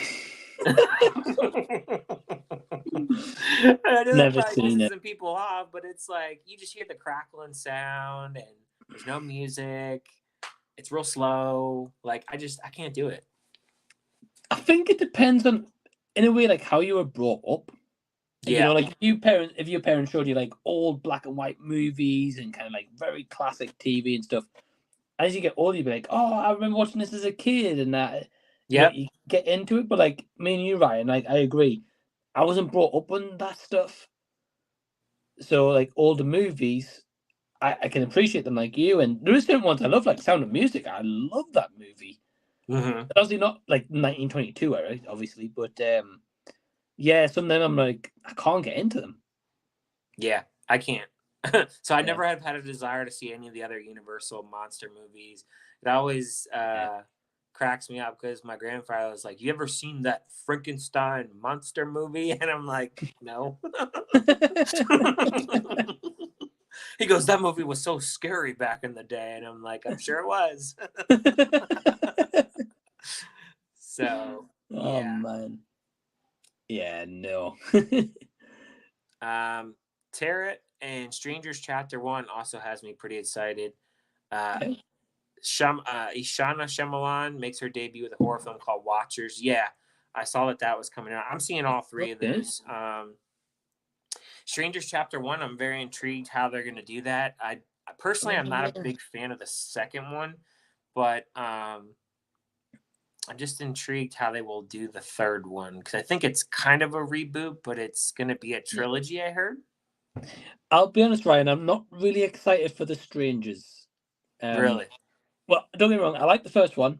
I think the second one wasn't great. Yeah. The only reason I'm not excited for The Strangers is because they've already filmed the entire trilogy.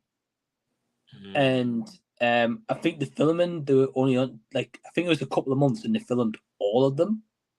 Oh. So that to me kind of screams a bit like Halloween. Like the new trilogy be like, right, we'll have a great start, kind of a middle to draw the story out, and then like a conclusion. Mm-hmm. I mean, don't get me wrong, I really hope I'm wrong, but that's what that kind of sounds like it's going to be. Especially when you've announced it, especially when you've made a trilogy already. Mm-hmm. Like, surely they should wait, focus all their efforts in the first movie, see how it goes. If it's a success, make a sequel. Right. Not just do a trilogy off the bat. That kind of just sounds forced. But again, hope I'm wrong. I hope so too. Yeah. Jason says, will you get Spaghetti Man on 4K? If they released a Jason, I would. Yeah, they don't have one on 4K. We were just talking about how the Blu-ray is only a German release. So they don't have an American release. And I mean, I'd pick it up. Why not? I mean, just to relive the spaghetti nunchucks. Yeah. That's all you need. Same. Let's see. When are we getting Mortal Kombat 2, I wonder? Not that the one come out in 2021 was a masterpiece or anything like that, but they should just stick with the Scorpion original film much better. I recently rewatched that first one, and I actually enjoyed it more the second time than the first time. So I'm interested to see what they're going to do with that second one. I don't know what you thought about it. I've only seen it once, and I thought it was okay. So I think the sequel's either late this year or early next year. I'm not sure. But yeah, I'll go check it out. He goes, if the Chiefs win tonight, I might become a Swiftie. Buy every vinyl record at Target, Jason. They got plenty of copies down there. Jason, if the Chiefs win tonight, I want to see you do a deep dive on Taylor Swift. That's a bet. Oh, seriously. I mean, that's a bet. Yeah, I mean, that's fair. I think so. I think you should do a deep dive on Swiftie. I think so. You gotta tell us all your favorite songs off of each album as well. Yeah. Yeah. I forgot about Smile 2 as well. So there's a lot. I'm hoping 24 will be another great year, unlike 2023. Maybe back to 2021, 22 standards, which were landmark years for horror. I feel like horror could be strong this year, definitely. But I do feel like movies as a whole for 2025 looks really stacked compared to this year. Mm-hmm. So I feel like next year will be a little bit stronger, but horror could be better than last year, possibly. Well, I mean, what? So far we've had Night Swim, which wasn't great. No, we had Baghead, which wasn't. I didn't see that, but you said it wasn't good. It had potential, but wasn't great. I think that's the only horror we've had so far. We had Founders Day. Oh, yeah, we didn't get that. So that's right. You said it was terrible. So. It was. Yeah, I mean, it's still early yet, but I mean, yeah, of course. There's some titles that I'm intrigued by, but we'll see how it turns out. Yeah, for sure. Sure.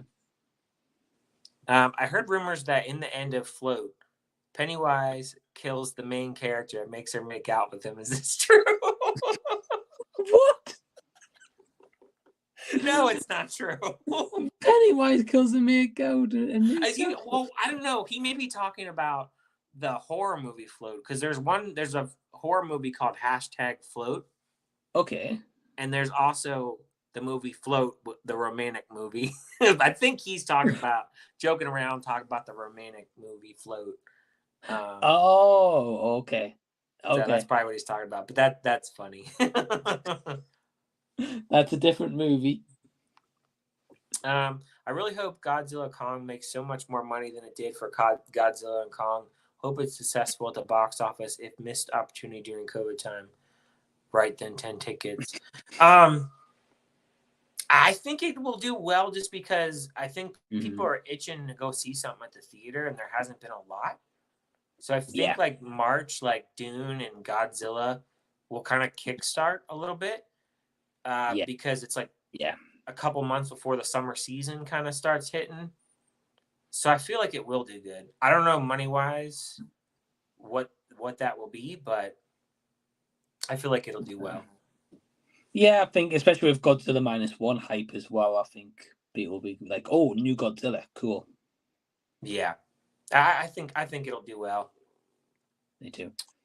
Now leave my Halloween 2018 trilogy alone. I adore it. He does like it.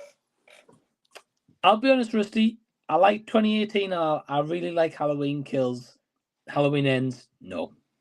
Yeah, like I did a ranking with Fox and Anthony, and Ends was my second to last out of the whole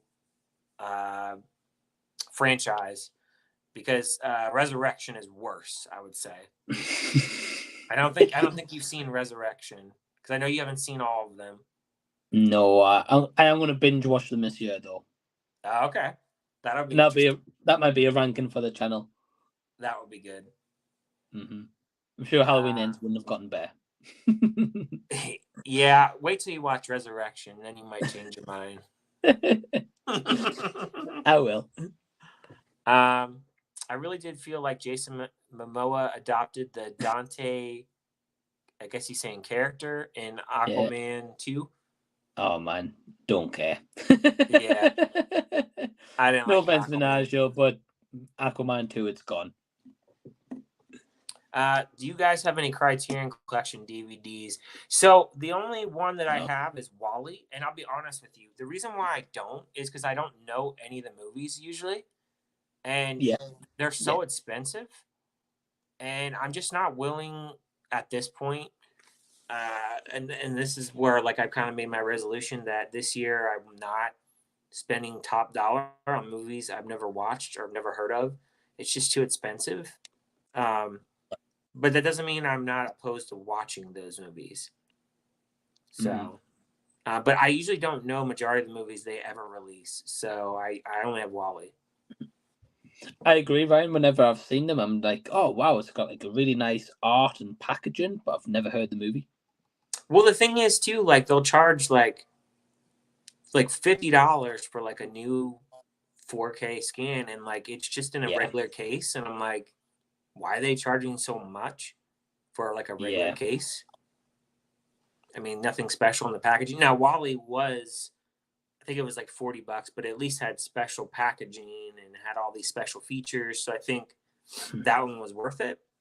But I mean, it just depends, I guess. But they, like I said, they just make a lot of movies I've never heard of. The Wally release was cool. It was, but apparently that was a one-off, and they're not doing any more, is what I've heard. Oh, I'm glad you got it then. So I'm glad I grabbed it. Yeah, definitely. Jason says he's going to do it if they win. Yes. All right. Come on, Chiefs. We have Imaginary. That looks interesting. Yeah, I think it does. The only thing I'm worried about with that movie, Andrew, is the writer of that movie wrote Night Swim. And Night Swim was bad. Oh, boy. So I'm a little worried about that movie. It's going to go from being imaginary to a haunted swimming pool by the end. Exactly. I only can name one Taylor Swift song. I think it's called Trouble My Son Got Me Into It on his Minecraft video. She seems a decent person, but I have no clue about her as a phenomenon. Yeah, Trouble's a good song. Yeah. Yeah. I know. I think you should check her out, Rusty. Do a deep dive on your channel, man. What's your thoughts on Orphan 3, Fright Night 2, Gremlins 3? All these sequels. So Orphan 3, I mean, I'll go check it out. Fright Night 2, is that the sequel to the remake or to the original film? I'm guessing the remake, because the original film had a sequel, Fright Night 2. Okay. Which had the original person in. So I'm guessing the remake. I don't know. Never heard of it. Gremlins 3, I don't think is needed. And Mummy 4, I don't think is needed because the last Mummy sucked. And I didn't watch the Tom Cruise one because that one looked like it sucked. It wasn't great. I'm sure it wasn't. Yeah, I've heard nobody ever say it's good. So, and I don't like the third one, the Tomb Emperor. That was terrible. So, man, what's up with all these sequels? Familiarity and money. Yeah, that no one's asking for. Oh my gosh. What 2024 movies are making $1 billion? Definitely Blood and Honey 2. $1 billion? Oh man. Deadpool 3. Yeah. Joker 2. Yeah. That would make sense. Well, they both made $1 billion, I think, first time round. Well, at least Joker did. I don't know about Deadpool, but I know his highest rating, highest grossing at the time. So I think those have really big hype, so that makes sense. Yeah. Anything else? I don't know. Ends and Kills, thumbs down for me. Should have stopped at 2018. Oh, I hear a lot of people say that. Yeah, I like Kills though. Yeah, I don't mind Kills. Yeah. Big Trouble in Little China remake. A big no to that one. I never watched the original, so nope. Can't say anything. Same here, Ryan. Aquaman got a sequel. Unfortunately. Yeah, unfortunately it did. Silence of the Lambs, Blowout, 1984, and Devil's Backbone are the only 4 criterion I have got, but they're so special I paid the price for them. Yeah, they're so expensive. I've seen Silence of the Lambs. Haven't seen the others, but yeah. The thing is, like, if you really love the movie, you're gonna go out your way to get the special edition. Of course. So I don't blame you. That's cool, man. That's cool. They're just expensive. Probably take a couple more comments here. because we've been going for a while. Yeah, man. We have. Thank you guys for tuning in, leaving the comments. So, wow. Yeah, appreciate it. Ouch, Guys, not killing it. night swim all over again. Yeah. Yeah, not great. Gremlins 3 is happening apparently. News to me. Yeah. Yeah, I didn't care for Aquaman 2 and all Mike, so no offense taking my friend. I totally agree with you. Yeah. Yeah, man. Not great. Forgettable. Unfortunately. I think we're getting a Scream 7 trailer at the Super Bowl. The bad news was just a distraction. I don't know about that. I've heard nothing about it since the firings, so doubt it. Yeah. Could be wrong. Let's keep the comments going. They'll never have to leave. Can you imagine like a 24-hour stream and just endless comments? Nah. Well, hold on. How many? Okay, the stream, as far as I can see, has got 5 likes, I think. If the stream gets 50 likes, we'll keep going.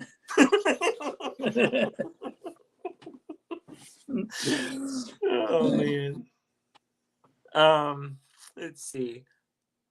Apologies, I meant Fright Night 3, and Chris Sarandon is open to returning, but how? And Gremlins 3 may be generally good because it's sticking with the practical effects. Ooh, practical effects are good. Yeah. Well, we'll have to see Minaj. I believe it when the trailer's out.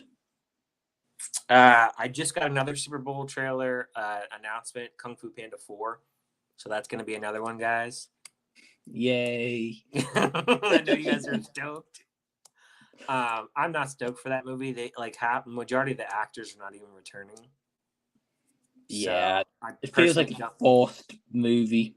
Yeah, I personally don't care about it. Yeah, same. Lost Kingdom was my worst movie of the year. Well, Cocaine Shark was my worst movie of the year. I suggest you go check that one out. Oh, man. Lost Kingdom should be getting Best Picture compared to that. Exactly. But yeah, it was bad. What are your thoughts on the Unbreakable Spirit Split Glass trilogy? I'm thinking about Spirit. I meant to say. I've only seen Split, and I didn't like it. Okay. That's fair, man. I've seen Split and Glass. Okay. I heard Unbreakable was the best one out of a lot of them, though. That's what I've heard.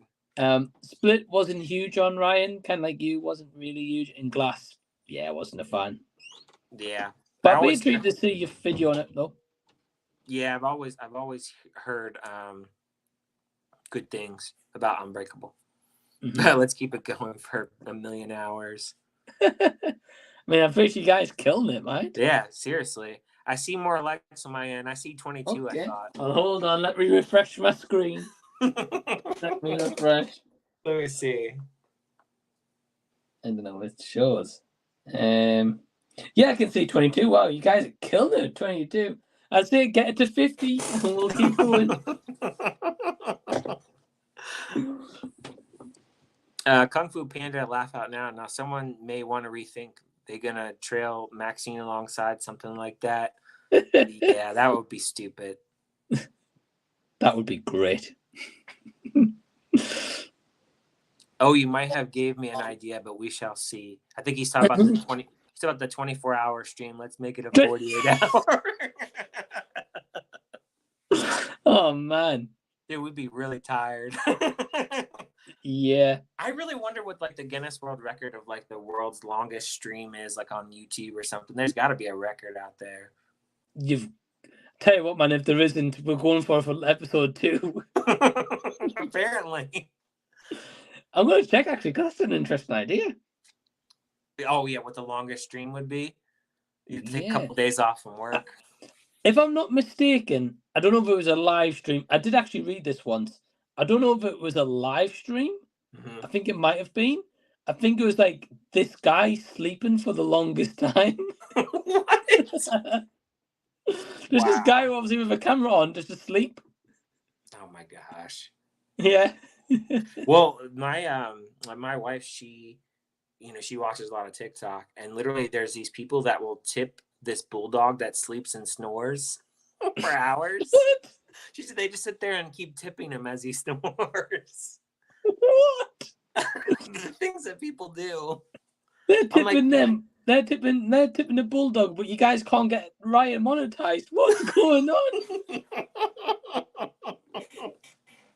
I don't know, man. Like I see that and I'm like, I'm baffled. I'm like, people really spend their time watching this dog snore? Apparently so, man. Apparently That's so. crazy. Oh, riveting. Unbreakable is a masterpiece. Split and Glass are okay, but not as good as the OG. It's what I always hear. Yeah, I've heard. Definitely want to check Unbreakable out. Have you heard about the Michael Jackson biopic? I have. Yeah. I'm intrigued. I've been intrigued. I think it'll be really popular, so makes sense. Definitely intrigued to check it out. There seems like there's a lot of biopics this year. Like they have Amy the Winehouse? Amy Winehouse one. Yeah. Which yeah, that I saw a trailer. It looks pretty good. I don't know much about her really. I feel like I don't know a ton about her really. I know the obvious kind of stuff. That's kind of about it. Yeah. About the rehab and all that kind of stuff, you know. Yeah. Maybe 10-hour stream. I mean, we're already on 3 hours and 25. So I genuinely enjoyed Split. Oh, awesome, man. Glad you did. Fair enough. Unbreakable is definitely the best of the three. Such beautiful shots and great performances. Yeah, that's what I always hear. I'll check it out. He says, I'd rather watch a 10-hour dog snoring over Blood and Honey. It's pretty bad, the first one, I thought. But then again, there's probably worse movies out there. Oh, so, it's probably not that as bad, I would say. Oh, right. We've seen a lot worse. Yeah, we've seen a lot worse, I would say. Like I can imagine you would think this is probably worse than Blood and Honey. That all jacked up and full of worms. Or that was really bad. I would definitely not watch that. I watched Blood and Honey again. At least I have some laughs with Blood and Honey, at least. Right. So, exactly. So in all seriousness, come on now, where's the Deadpool and Wolverine trailer? It's coming, I'm sure. Mm-hmm. Madam Marley, One Web. Oh, man. If you want to learn more about Amy Winehouse, the 2015 documentary called Amy was really good. Yeah, I think A24 did that one. I never watched it, but I've heard that A24 did that one. Oh, cool. Yeah, I think I'll probably check out the movie first, then maybe the documentary. Yeah, just to go in kind of fresh. Yeah, because otherwise I'd be like, oh, that isn't in it, that isn't in, you know? Yeah. Yeah, I don't want the comparison, yeah. Amy Winehouse, Bob Marley, MJ are the ones I heard about. Yeah, that's the ones that I've heard as well. I'm sure there'll be more. I think the Bob Marley and Michael Jackson one will be really popular. I have a feeling the Amy Winehouse one might not be as much, though. I'll be honest. I could be wrong. I got you. You need to open up super chats if you're not getting monetized. You can't, man. You have to be monetized to get super chats. That's what I thought. Yeah, but you guys can help Ryan by doing that. Watch all of his videos, watch them in full, give them a like, subscribe, and that will help him get there. Very true. I mean, that's the goal that I would like to get this year. Yeah, let's help this even, legend out. The thing is, even I say this too, even if you guys don't even care about the movie, you literally could just press play, leave your phone going, and just let it run. Yeah, exactly. I mean, that's the way. I mean, I get the watch time either way that way. So, help the guy out, guys. Come on. You know what? Help a fellow out. Come on. If Ryan gets monetized, he'll do a 24-hour stream. That would be an idea. There you go. You guys can help him get that. You want to have a guest on every hour? Yeah. 24 guests. 24 guests. Who wants to be in at 5 a.m? Which time slot you guys want? Nobody wants like the 2 a.m. slot or something. Probably. Well, Jamie Lee maybe. Oh yeah, that's true. Yeah, you'd have to get somebody from overseas or something. Yeah. Yeah. That would be funny. Man. But yeah, you guys are killing it tonight, though. Thank you. Yeah, seriously. I think the 100 Steamboat Willie movies that are coming out this year look worse than Blood and Honey.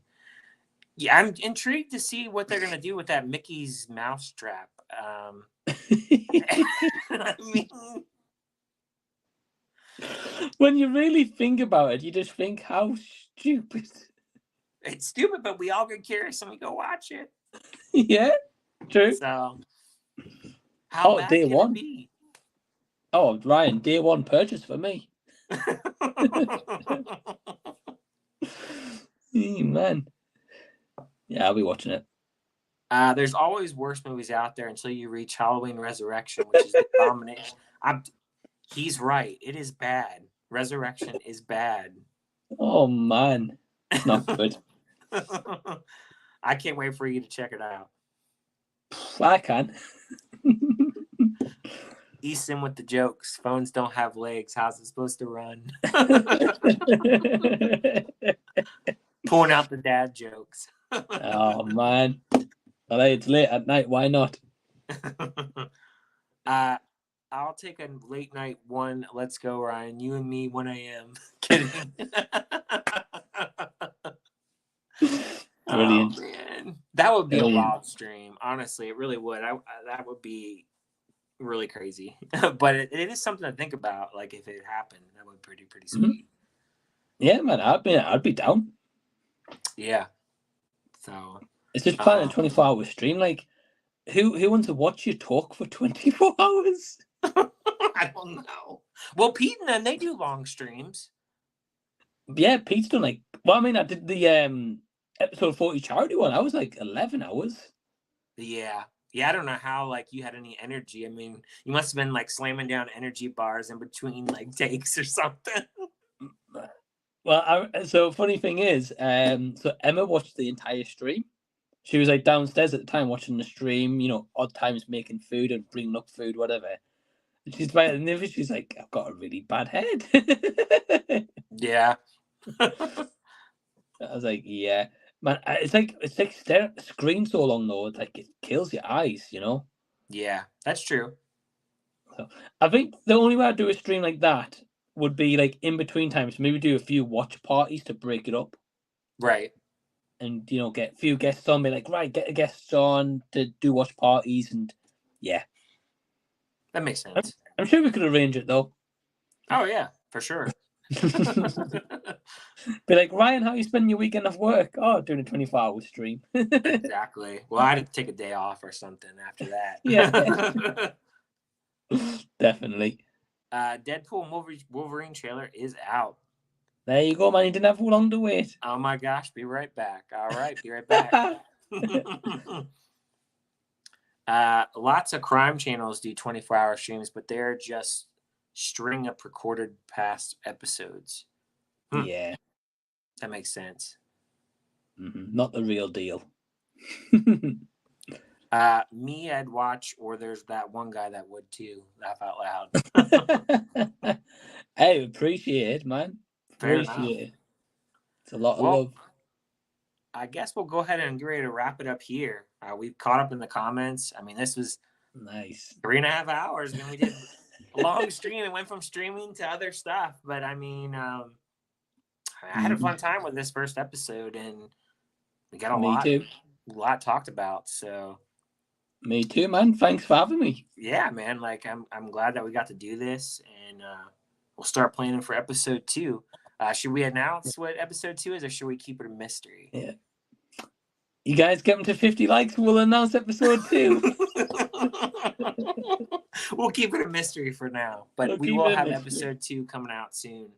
Yeah. Well, I think me and Ryan's been talking, and we're going to try to do these kind of podcast episodes every kind of fortnight, maybe once a month, depending on schedules and stuff. Yeah. Yeah, we definitely want to try to get out definitely at least once a month, and then if we could do 2, that'd be sweet. But we'll see what we could do. See what we can come up with. Definitely. But I appreciate you guys killing it with the comments and the likes. I mean, thank you. Very appreciative. Yeah, thank you guys for supporting the R&M show. Really appreciate it, and definitely look forward to more. But we'll go ahead and sign it off here. And if you guys have not, And if you're new into this chat or you don't know who this legend is, what are you doing? Hit the subscribe button. Hey, same for this guy right here, guys. Go show him some love. I say, watch his videos. If you don't want to, can't watch live, put them on mute. Let them play. Leave a comment as well. Helps this channel. Leave a like as well. And we appreciate it. We'll wrap it up here. We'll say goodnight and signing off. See you later. Bye, guys.